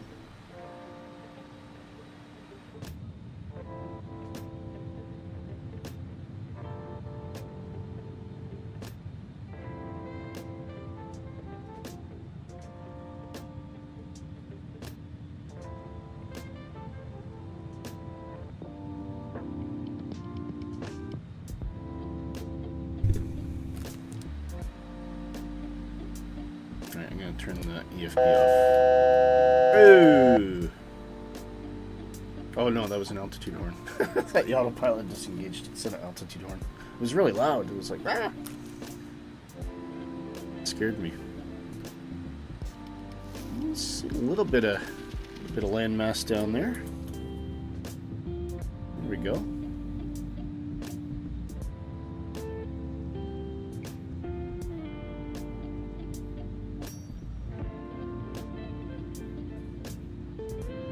That's pretty, isn't it? Every country looks different. It's so interesting. Just when you think you've seen everything the world has to offer, and then you get to a country you've not been to, and it looks different than anything else you've seen. Oh, look at that. Wow, look at that beach. Huge.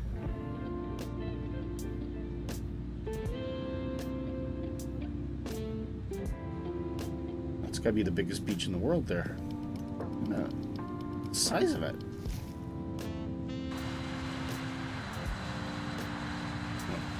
I'm scared by cloud cover here.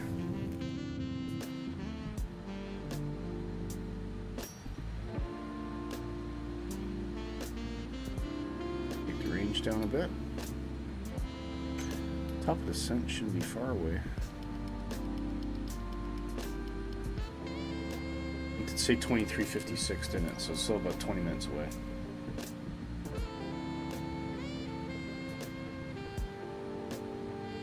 Let me take it down to 18. Thing is, I don't want to get right into the clouds because then we won't see anything, so maybe I'll just leave it at 20 for now.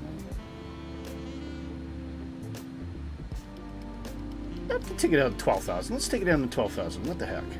I want to see stuff.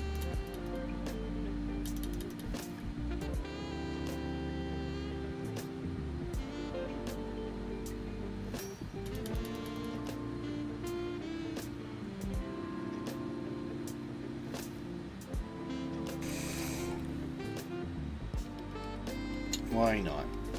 It's not like we're flying on VATSIM or anything, is it? We can do what we want. I'm just hoping we can get below the clouds. We can get below the clouds, and that'll be cool. Better put on icing though.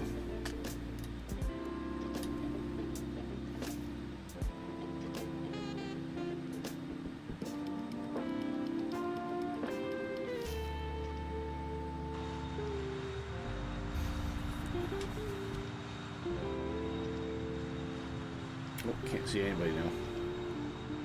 Oh, just visualize. Oh, there's Mississippi. Okay. Getting glimpses of Philippines below us every so often.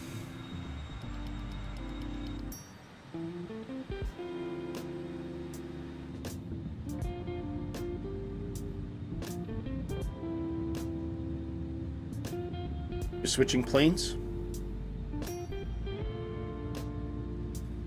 Oh, you had to let the dog outside, okay.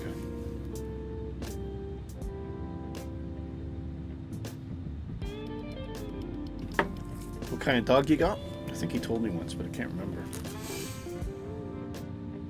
Does anybody want to see a picture of my dogs?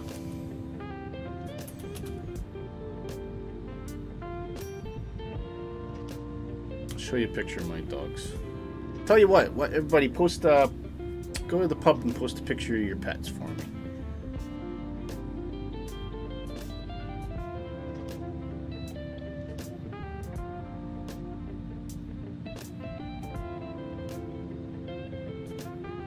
Here's my scoundrels. It's Candy and Ralphie. And he's a yellow lab, and Ralphie is a cockapoo.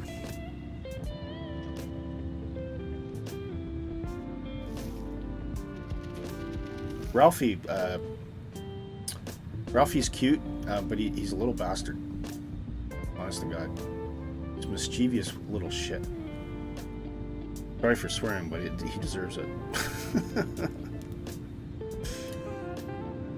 Well, look at the mountains down there. That's cool. Well, see, it's starting to get interesting now. Getting under one of these cloud layers. This is opening up a bit more. We're starting to see more now too. This is nice.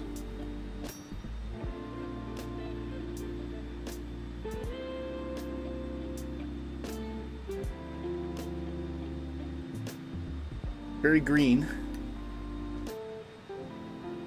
It's pretty.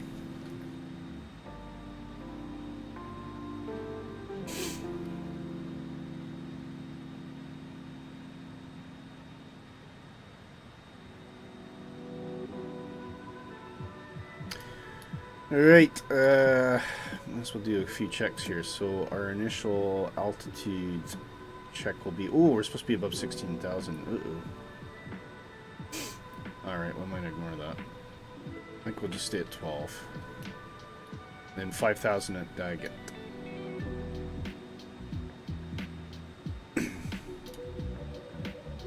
But for the time being, we're totally fine. Yeah, put it in the pub, yeah. Sure. Let's do a show and tell. Oh! Here we go. Now, who are these fine little creatures? That is cute. How cute is that? Is that a cockapoo as well? We used to have a cat. We've just never replaced it. But we had a lovely cat. I did enjoy having a cat, but I just with 2 dogs, it's just too much to having more animals for me. What's the names, Mrs. Tippy?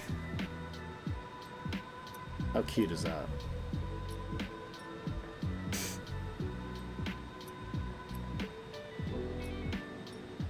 That is some.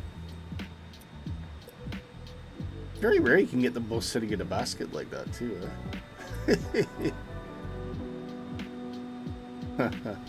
I love it. Absolutely love it. That's brilliant.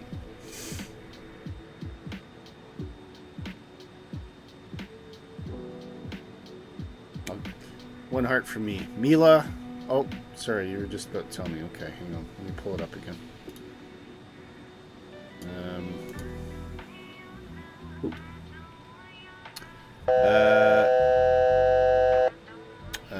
That's 12,000 feet.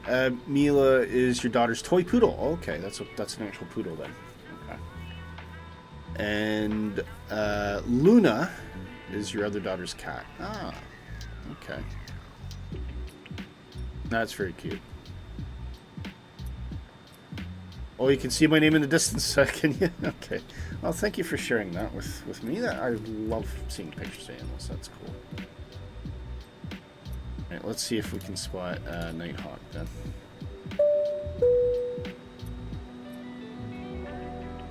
That was a random ding-dong. Don't know, wasn't me that did that.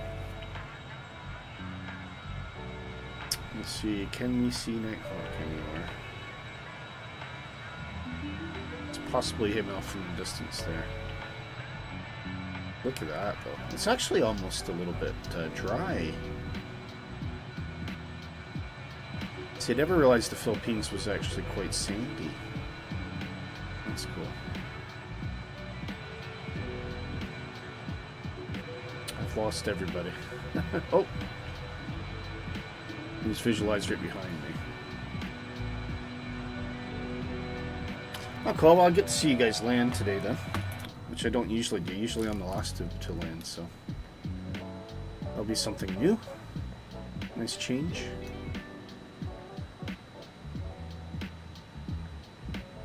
What's my ground speed? Yes, my ground speed's come right down. So you guys should catch up without too much difficulty. Do you have any pets, Nighthawk?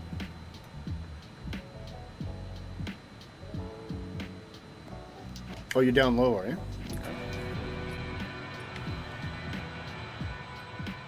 Okay. Excuse me. Oh, there you are. I see you. I see you. Posted some A400 pics into Discord. Oh, okay. Let's go have a look at those.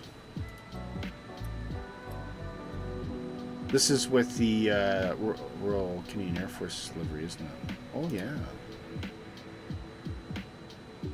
Yeah, that looks great, doesn't it? Is that right before you hit a mountain? Or hit a building? Oh yeah, that's been fantastic.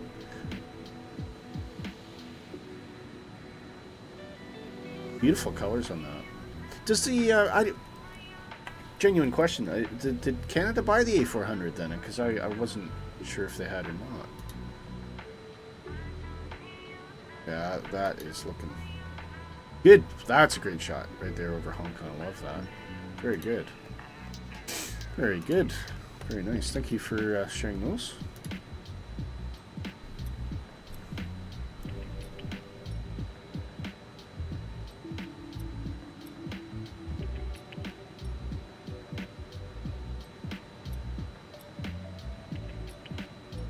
You currently have outdoor goldfish. Oh, you used to have beagles. Okay. No, but the way things are going with the USA, might be buying a lot of them. Yeah. Yep. Don't mention the war.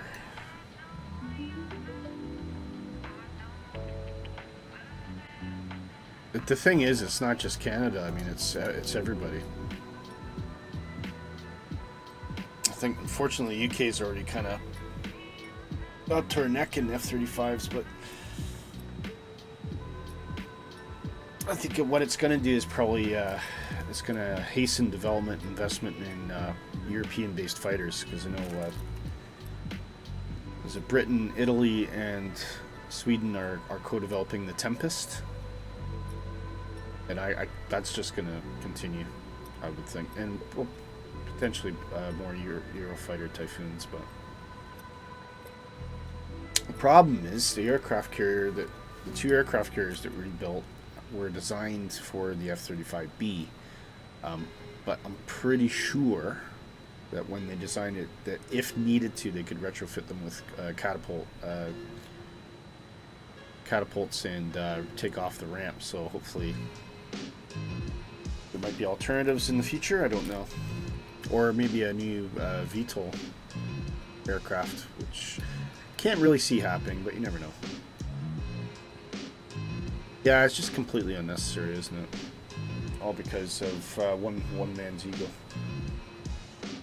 I think the Raphael could operate from UK carriers. Really? That'd be interesting.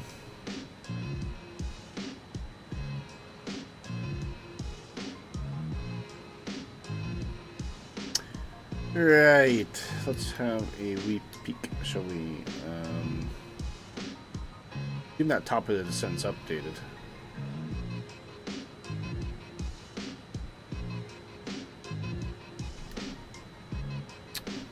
So we want to get past Tatel anyway, so it's Yanni. So once we pass Yanni, then we'll take it down to 5,900. Okay. Just keep an eye out for mountains. I don't know if that 16,000 above is because of terrain. I don't think so.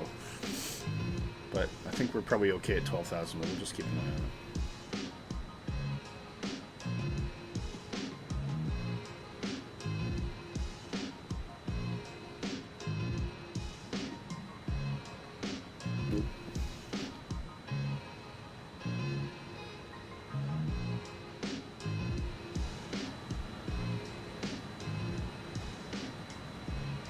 Okay. We're getting there. We're almost there, guys.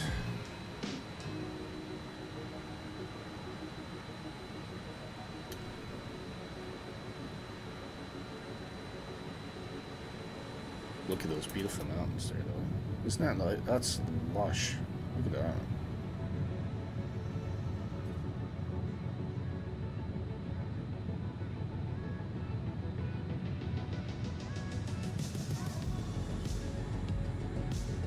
That's pretty cool. Beautiful.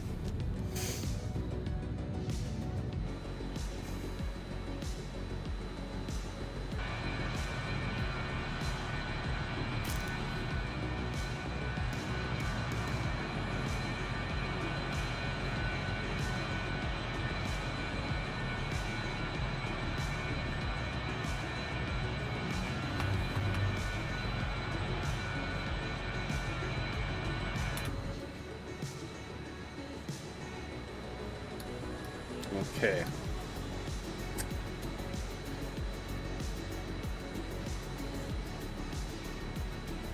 Oh, I had a coffee already. I'm just gonna dodge out for to the men's facilities quickly. I'll be right back.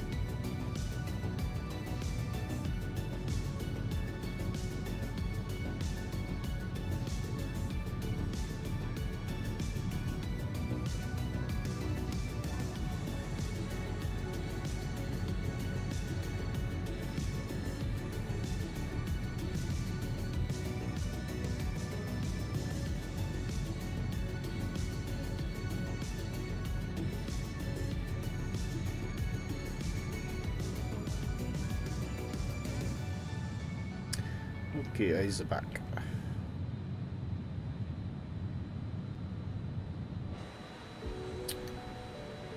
Guess I'll just tip you down there. Which is playing in the mountains. Yeah, this will be great for VFR next week. We'll need a flight plan for that, Nighthawk. Something to play about in the hills.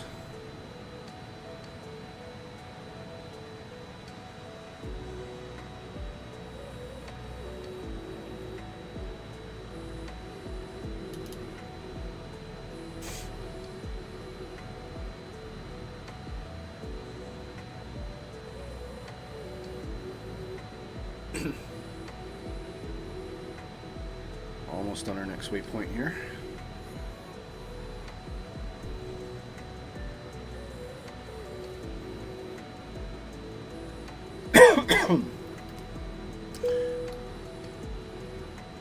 Yeah, probably get our passengers buckled up at this point, I think. Ladies and gentlemen, the captain has switched on the fasten seatbelt sign. Please return to your seats and fasten your seatbelts. Just in case that wasn't obvious.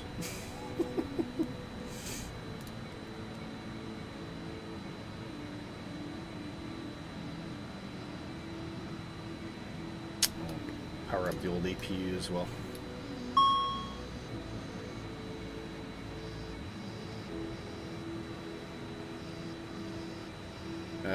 You have a small island VOR flight plan for the South Philippines. Oh, okay, cool. Does that get any hills or anything in it? It's somewhat ignorant of I'm learning quite a lot about the Philippines right now.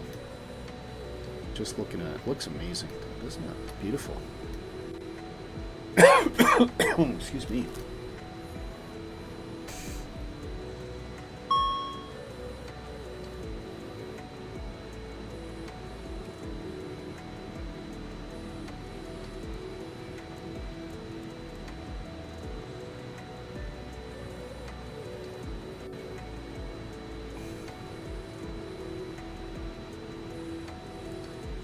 Probably don't need any ice anymore. Should be on. Smile Islands, small hills, volcanoes. Oh, and lots of World War II history. Cool. Sounds like a perfect one for the L-17 Bravo then. Huge collection of VORs. Ah, even better. Even better.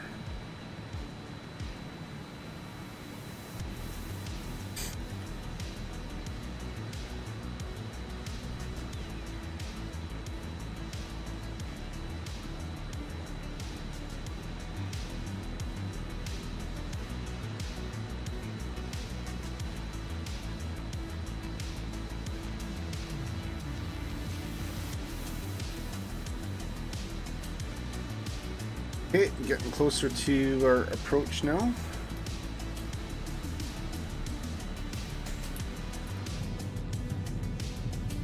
And those mountains are getting rather high underneath us, aren't they? Beautiful. Stunning. Look at that. Oh, this is gonna be, that'll be a lot of fun next week, I think. Man, that's high. We're still at 12,000 feet. Wow.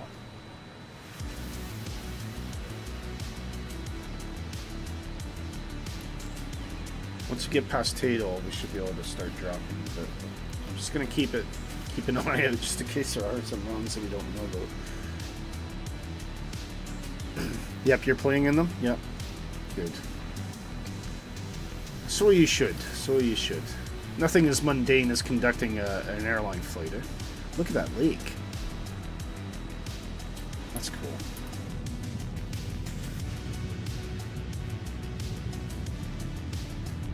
Oh, that's so neat. Oh yeah, there's Mississippi down there, look.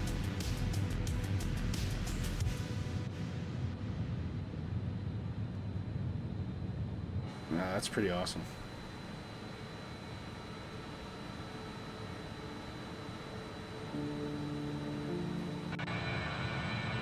See you can see anybody from here.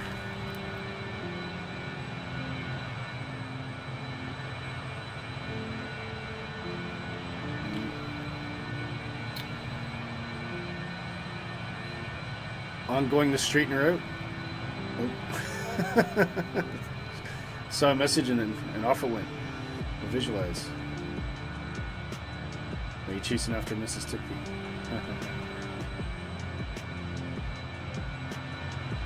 Oh, you're going to straighten her out. Okay. There we go. That makes a bit more sense.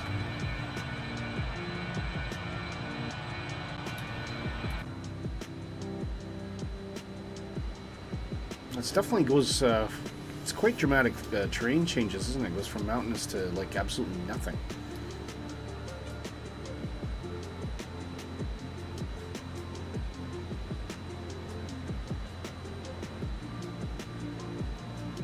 Good luck with that.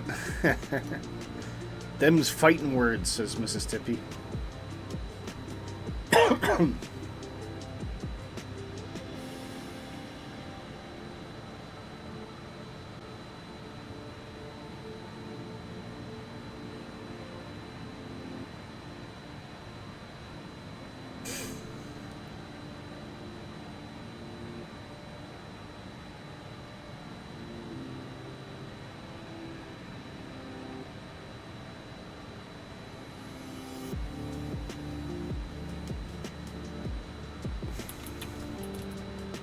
I'll show you something funny, Mrs. Tippy. You'll like this.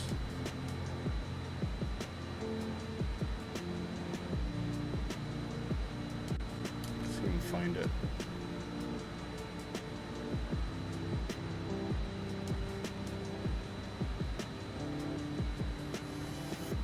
There's this woman I follow on Facebook called Tova Lee. Oh, there's a low-flying jet over my house just now. Let's see if we can find it.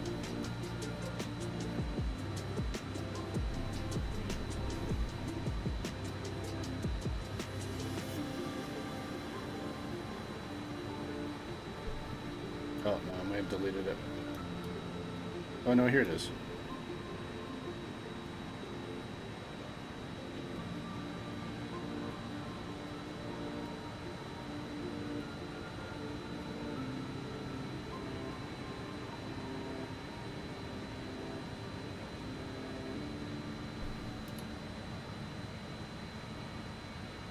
What outfit should I wear to walk?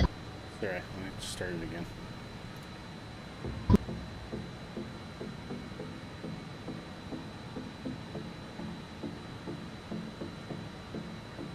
Okay, here it is. I think this gave me a bit of a tickle. Yeah, Tova Lee, whatever.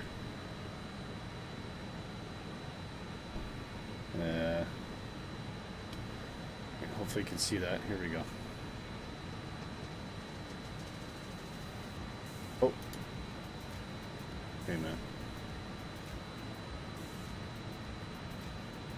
Yeah, it's not working. Give me a sec. Get it queued up. Okay, here we go. Here we go. What outfit should I wear to walk my dog? What should I wear? Walk my dog, right? This is her dressed to walk the dog. What outfit should I wear to walk my dog?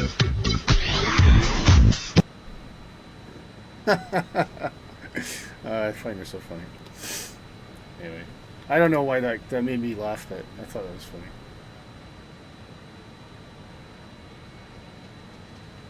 Okay, we probably, oh no, we're still almost in Tato. Just trying to fill time at the moment, aren't I?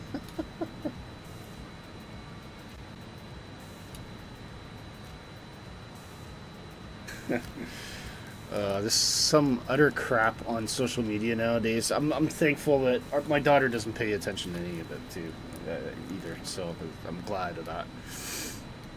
We've raised her to be an independent thinker.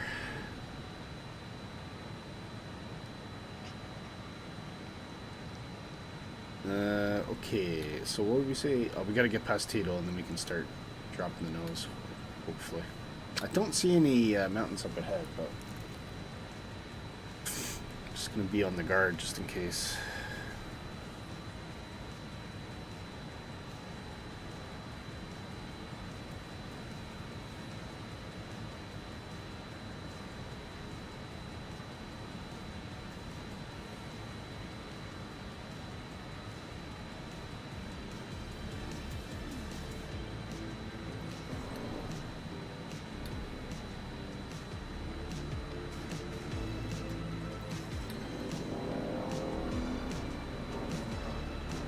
superbike. I got my window open. It's not the sim.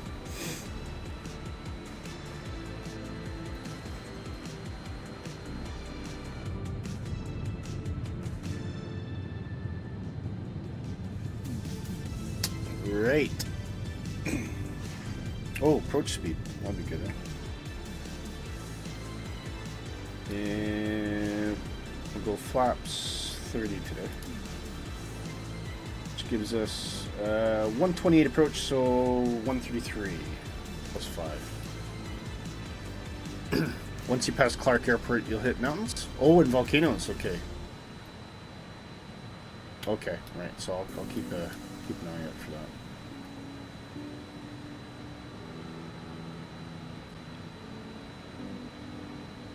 Yeah, I can see it getting a little bit higher there, so. This is why published approaches are quite important. They tend to avoid things like mountains and volcanoes.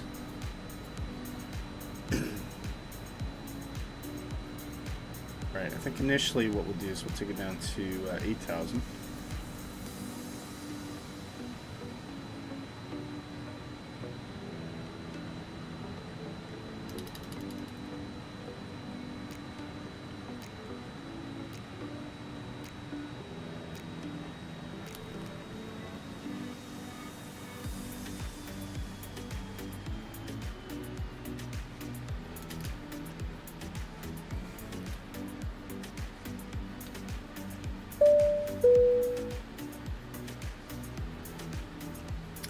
Cabin crew, please tidy up the cabin in preparation for a landing.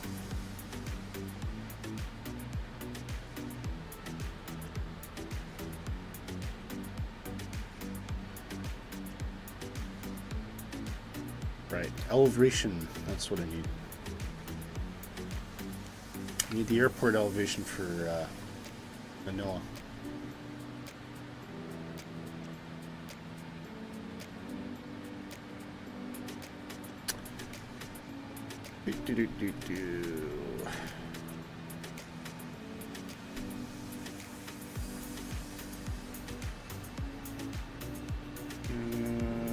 Airport elevation is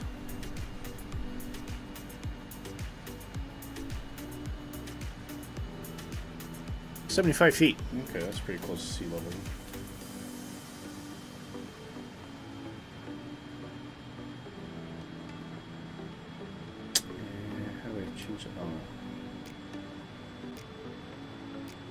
Put 100.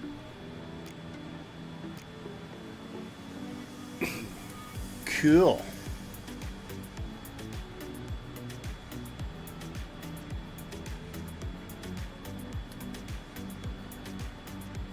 Passing Roxy on to Tammy.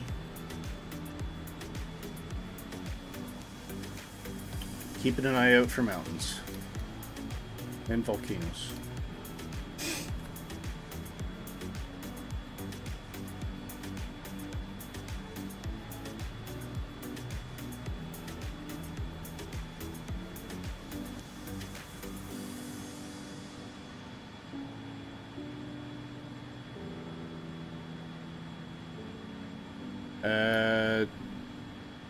Do I have RPLC? I may have had to take it out. Yeah, I had to take it out. I think it was causing because I was doing the runway 6 approach. That's probably why.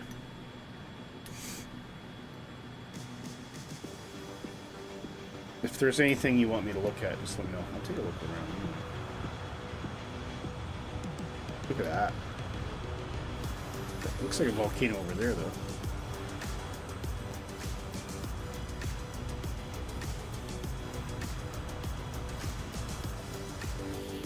I wouldn't want to go too much lower than this.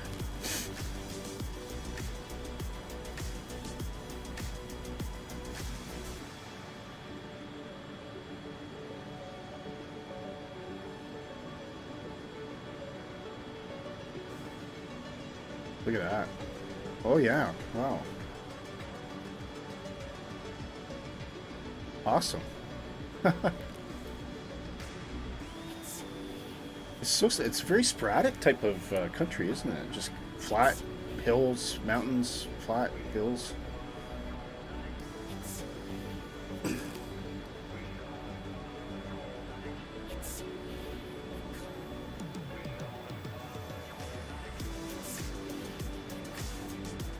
Okay, we could probably drop the 5,000 now.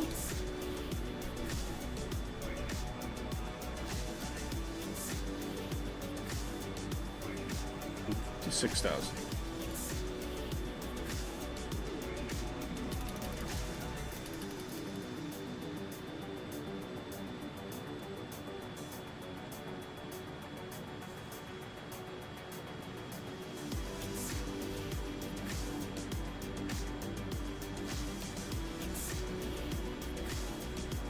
Well, you guys look like you're having a ball down there. You're just chasing each other. Still can't see Nighthawk yet. Oh, that might be Nighthawk, isn't it?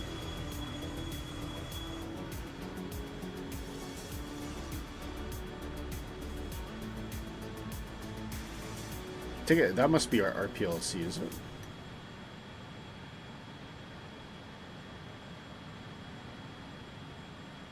Certainly no shortage of airports in the Philippines. But I guess there was probably... there's a lot of... Americans are still stationed here, aren't there? There's American Air Base. She's pee-pewing you. For no reason. It's probably your comment that you're going to straighten her out, so now she's straightening you out. God, that altitude one's high. Wow, isn't it? Could be the main airport in the US military, yeah.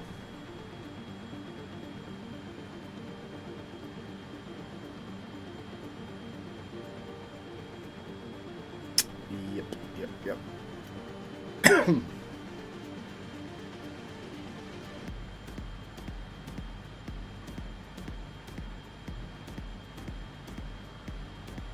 Okay, let's do a METAR check here.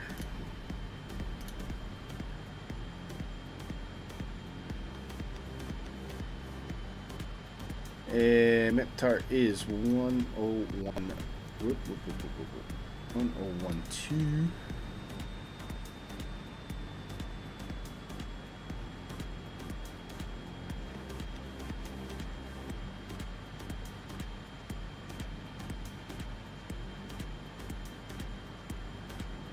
Should we, with the frames we've had, should we even bother with the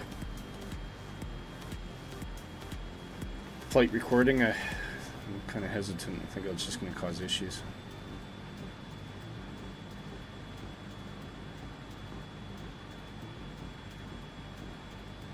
(133) is our approach. Let's not forget that.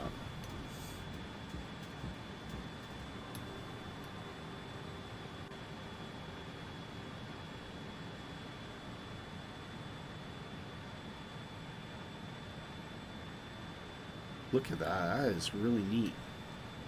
I wonder if they do a lot of like fish farming around here. It's kind of what it looks like, doesn't it? Hey, you tried first? Oh, wait, talk to them, visualize.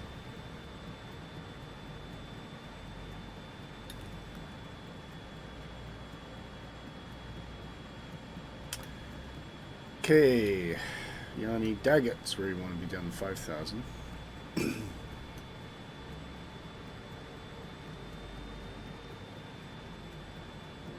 So we can take that down nice and gradually.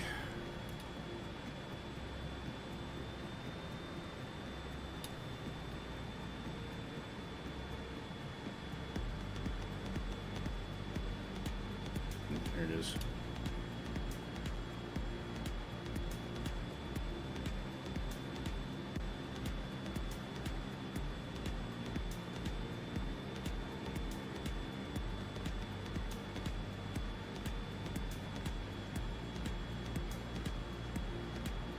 Bit of wind buffeting. I do notice that it is very windy in the Philippines.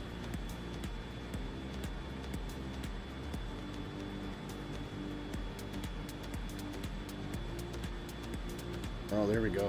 You're starting to get the shaking now. This is why I didn't want to deviate from the assigned runway, because it make life very, very interesting very quickly.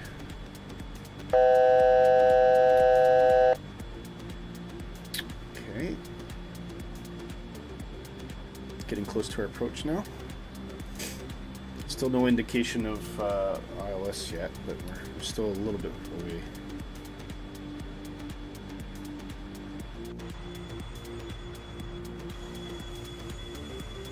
Oh, there's Nighthawk. I can see him now.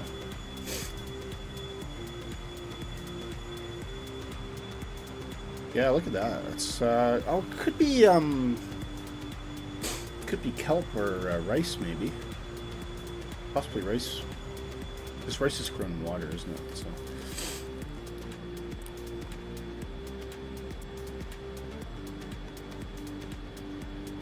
Volcanoes on my right.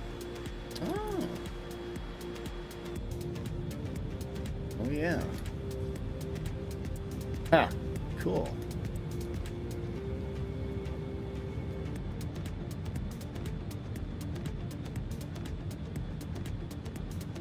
That is neat. Hey, really cool.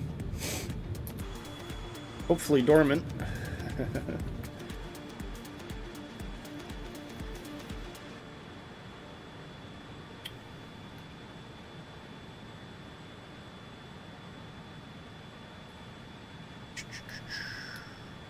Right, let's get down to 5,000 because I want to be able to set for 3,000 so we can go in a hurry.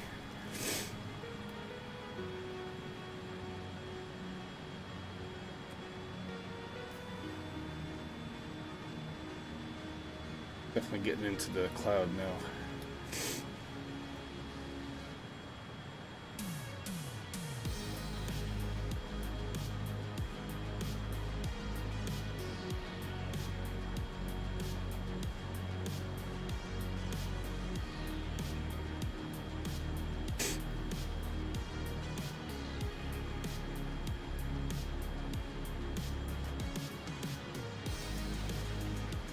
Can't see a thing.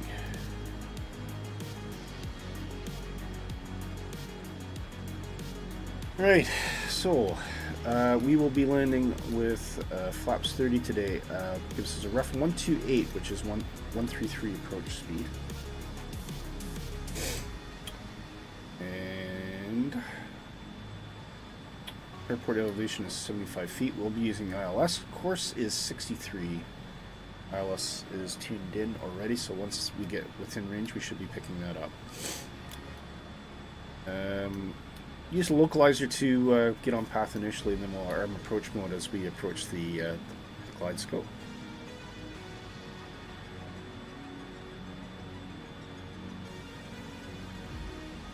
I'm sure we'll have a couple of airplanes waiting for us when we get there.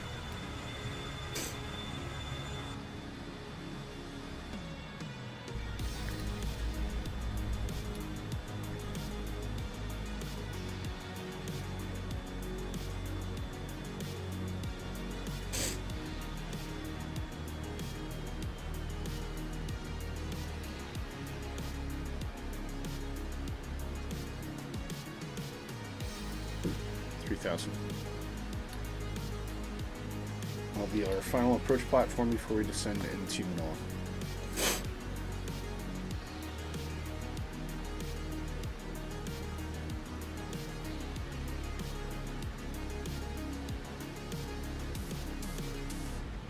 Cabin crew, please take your seats for landing.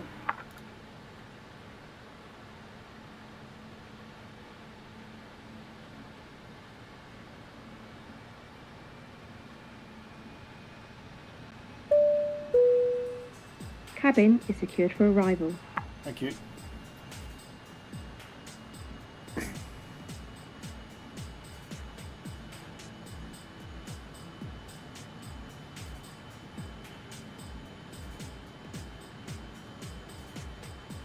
Okay, we are now picking up the localizer,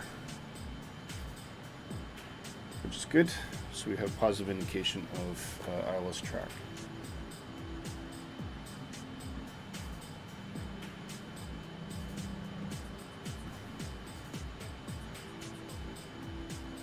heading to runway course,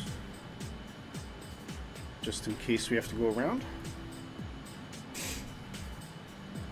And we'll leave our altitude at 3,000 for go around.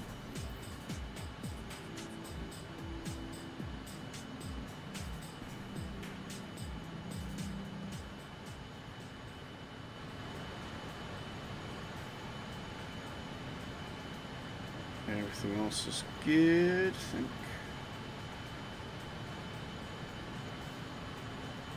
As soon as we pass tag, it will drop to 3,000. Actually, probably do that now.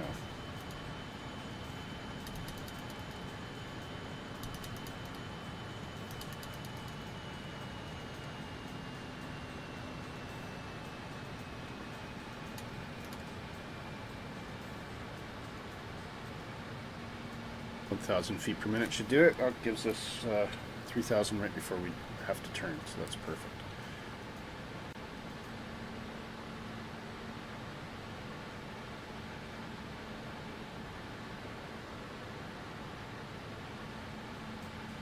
Okay, moment of truth. Hopefully the frames are okay when we go down. And if they aren't, I'm going to have a little bit of work cut out for me to try and figure out how to optimize the sim. I've not had problems with this offline, so it's definitely a combination of all the applications I'm running for streaming and that kind of thing.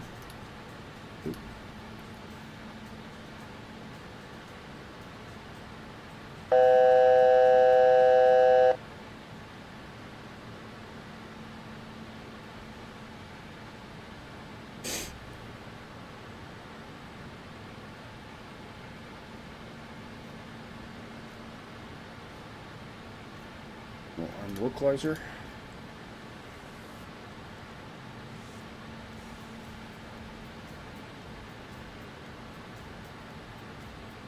Okay, here we go.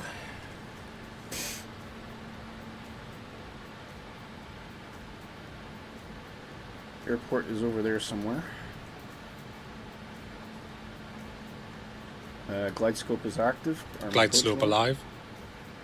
180.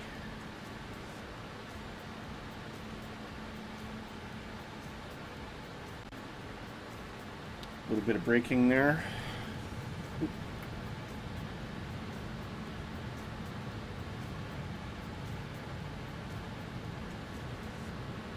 And go flaps 18.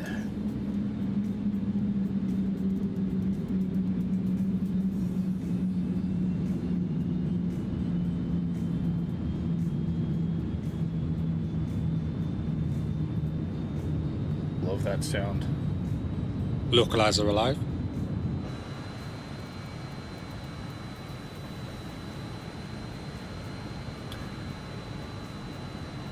$160. Glide slope captured. Speed checked. Gear down.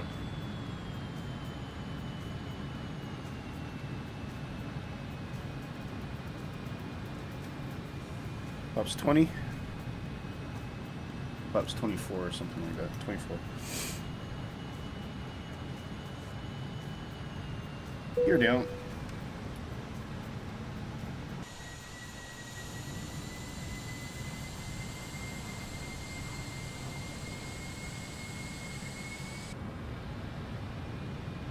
And approach speed 133.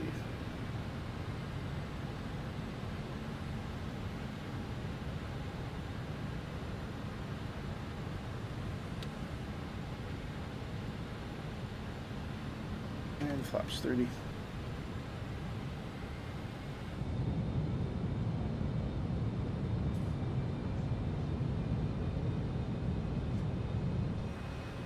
Here we go.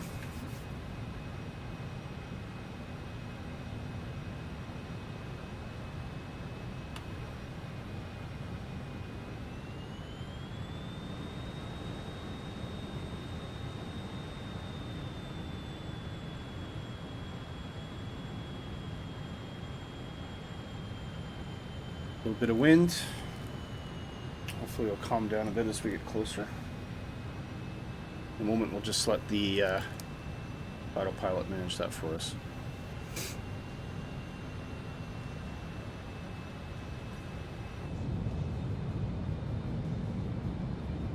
Lovely views coming in though, isn't there? The whole city on an island there, look. Huh.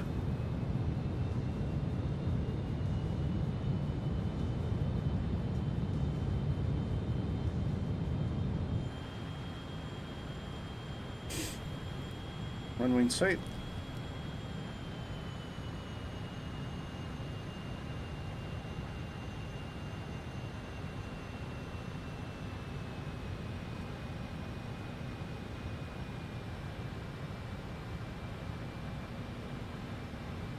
Yeah, it's really chasing the wide scope, isn't it?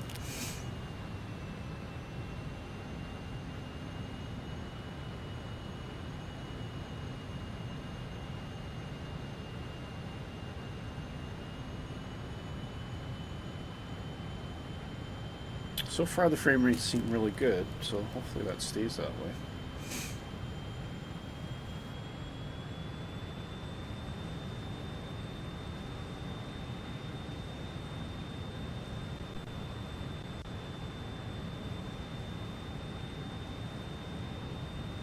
One thing I do notice about 2024, you don't get those like dramatic pauses that you get with 2020 where it just locks up completely all of a sudden. It seems to be completely empty from here. 1,000.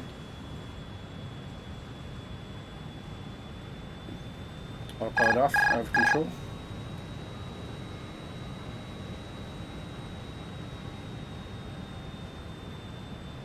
Auto-throttle is behaving. Last time I did this in 2024, the auto-throttle seemed to disengage for no reason, which was a bit strange.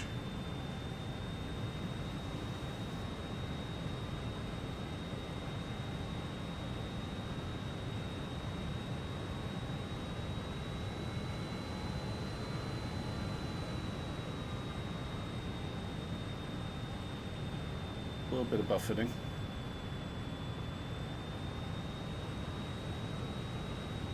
$500.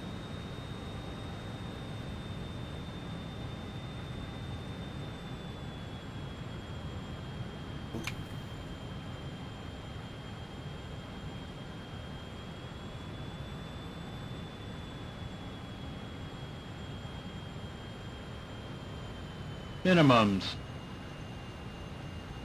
Continue.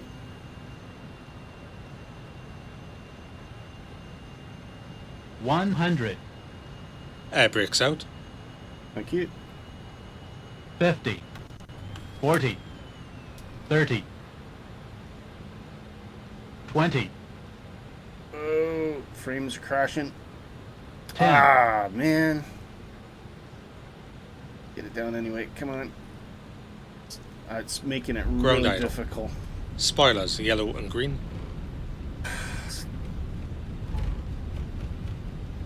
Something really weird is going on here. Brake pressure checked. Okay, slowing down.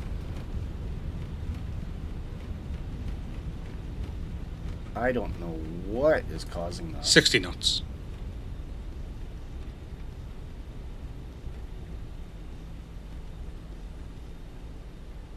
No idea what's causing that. It is so frustrating. Yeah, we're back to 2020 next week. Yes.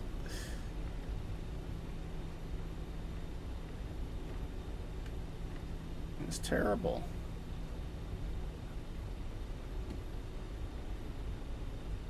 So frustrating.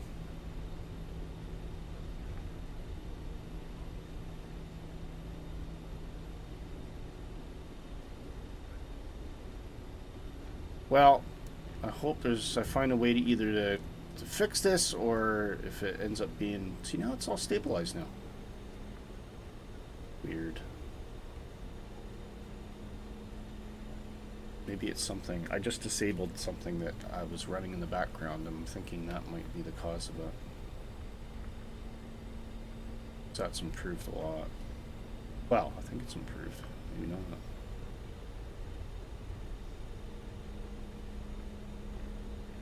Oh, that's frustrating.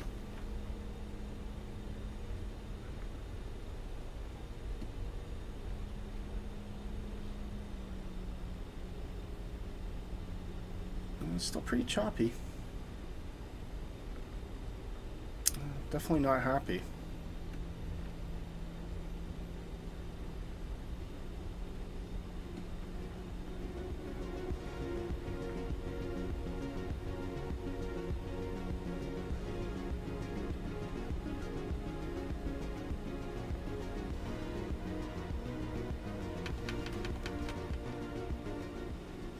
Turn that down. Landing lights. When we turn off, strobes can come off. Right, that was okay. That's locked. What is going on?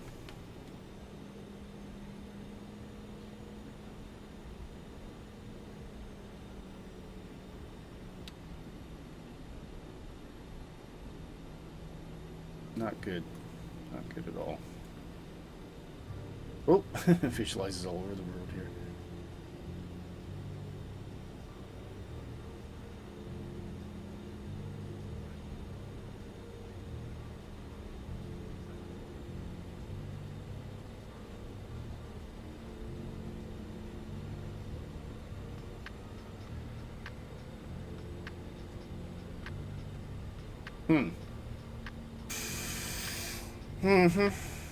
Nighthawk's coming in. Let's try and get him on the drone camera.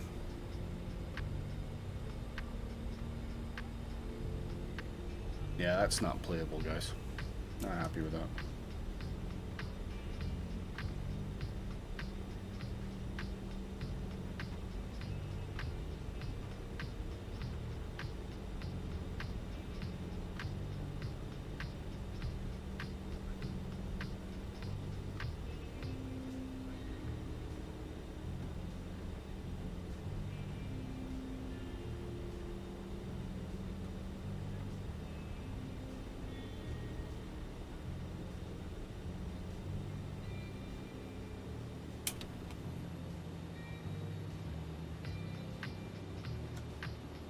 Ugh. You can see yourself, it's just frustrating.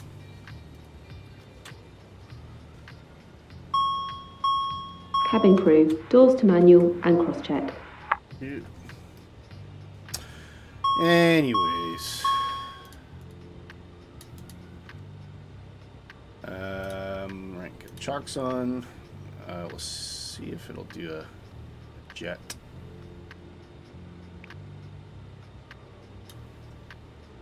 See if it'll do the jetway. Try.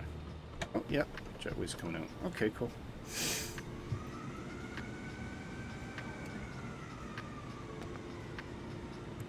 Right. After that fun.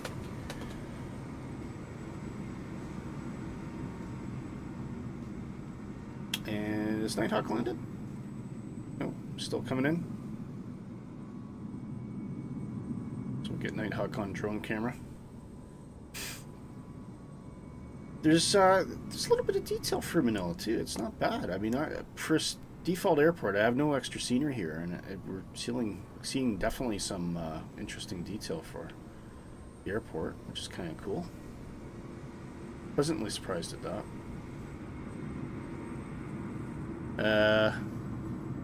Hey Stu, how you doing? We missed you today. You on final, Nighthawk? How far away are you? You're okay? That's good. That's good to hear, man.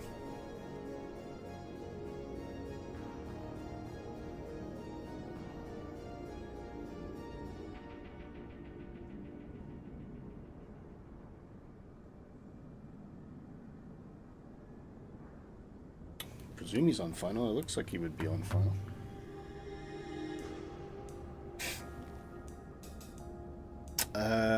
You're a bit away off the coast. Oh, okay. Hurry up. Kick the pig.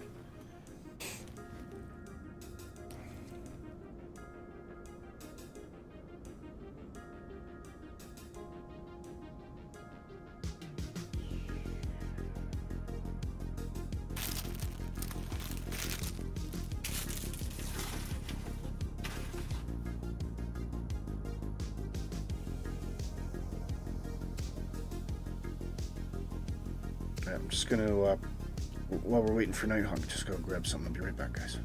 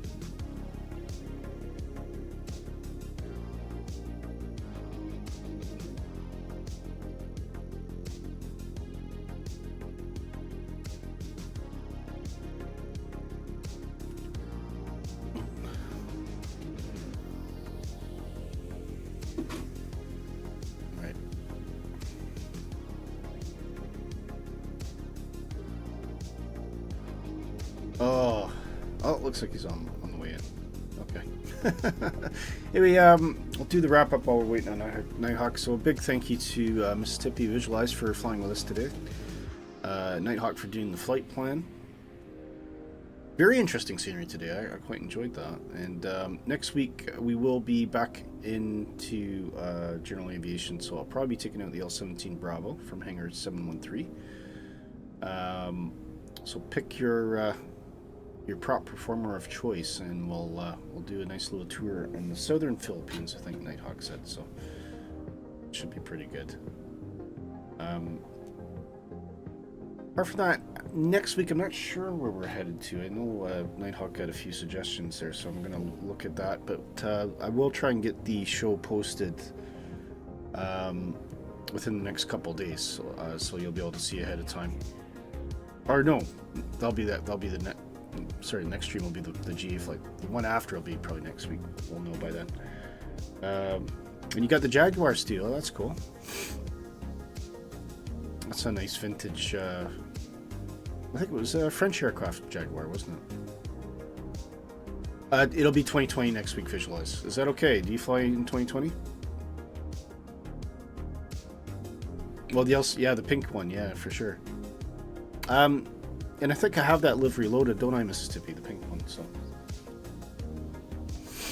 Yeah, so I'll see you in all your pink glory.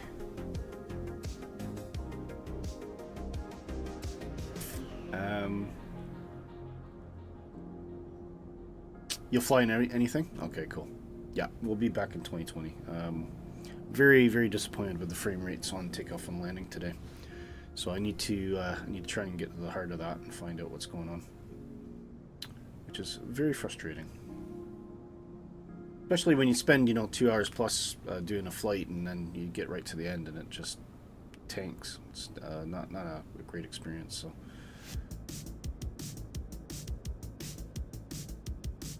I'll have to figure out what's taking all my resources, unfortunately. Okay, I think we might have Nighthawk on final now. Hopefully. Because I can't stay here forever.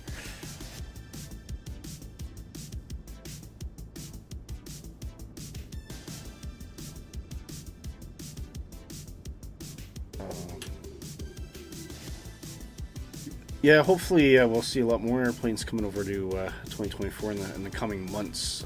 Very keen to get some of my favorites, like the Duke Turbine, Turbo Aero, etc. Actually, a bit surprised. I would have thought they'd be coming over a lot sooner, but I'm not sure what's actually getting in the way of development right now. But hopefully we'll see them fairly soon.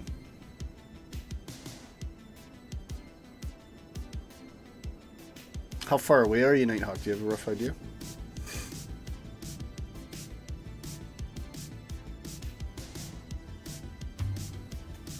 Let's take a quick look around the horizon. Some quite tall buildings in Manila, isn't there? Yeah. Interesting airport too. It's got a couple of terminals. Actually, maybe 3 terminals by the look of it. That could be a cargo one though.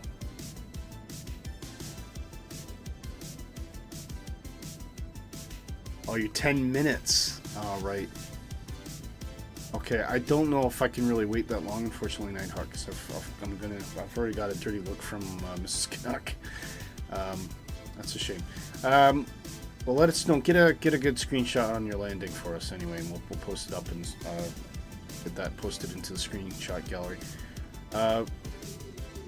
If you've joined us today and you haven't chimed in the chat, thank you for joining us. If you're watching on Restream, thank you so much. Please hit the like and subscribe if you can. Really helps us out. And yeah, I know I do have to end the stream, unfortunately. Sorry, Nighthawk. I promised her I'd be on time today, and we're already 37 minutes past the hour. So I'll just leave you with this final shot of Visualize Mrs. Tippy and myself sitting on the tarmac. Huge thank you to Just Flight for supporting us. The Avro RJ is a fantastic airplane. It is compatible with 2020 as well. Absolutely highly recommended. A little bit to get your head around, but once you get used to it, it's a lovely thing to fly. Really, really fun. Anyway, having said all that, and as for the frame rates, I can only say this. Do you know what this means? It means that this damn thing doesn't work at all. No. Not a great day.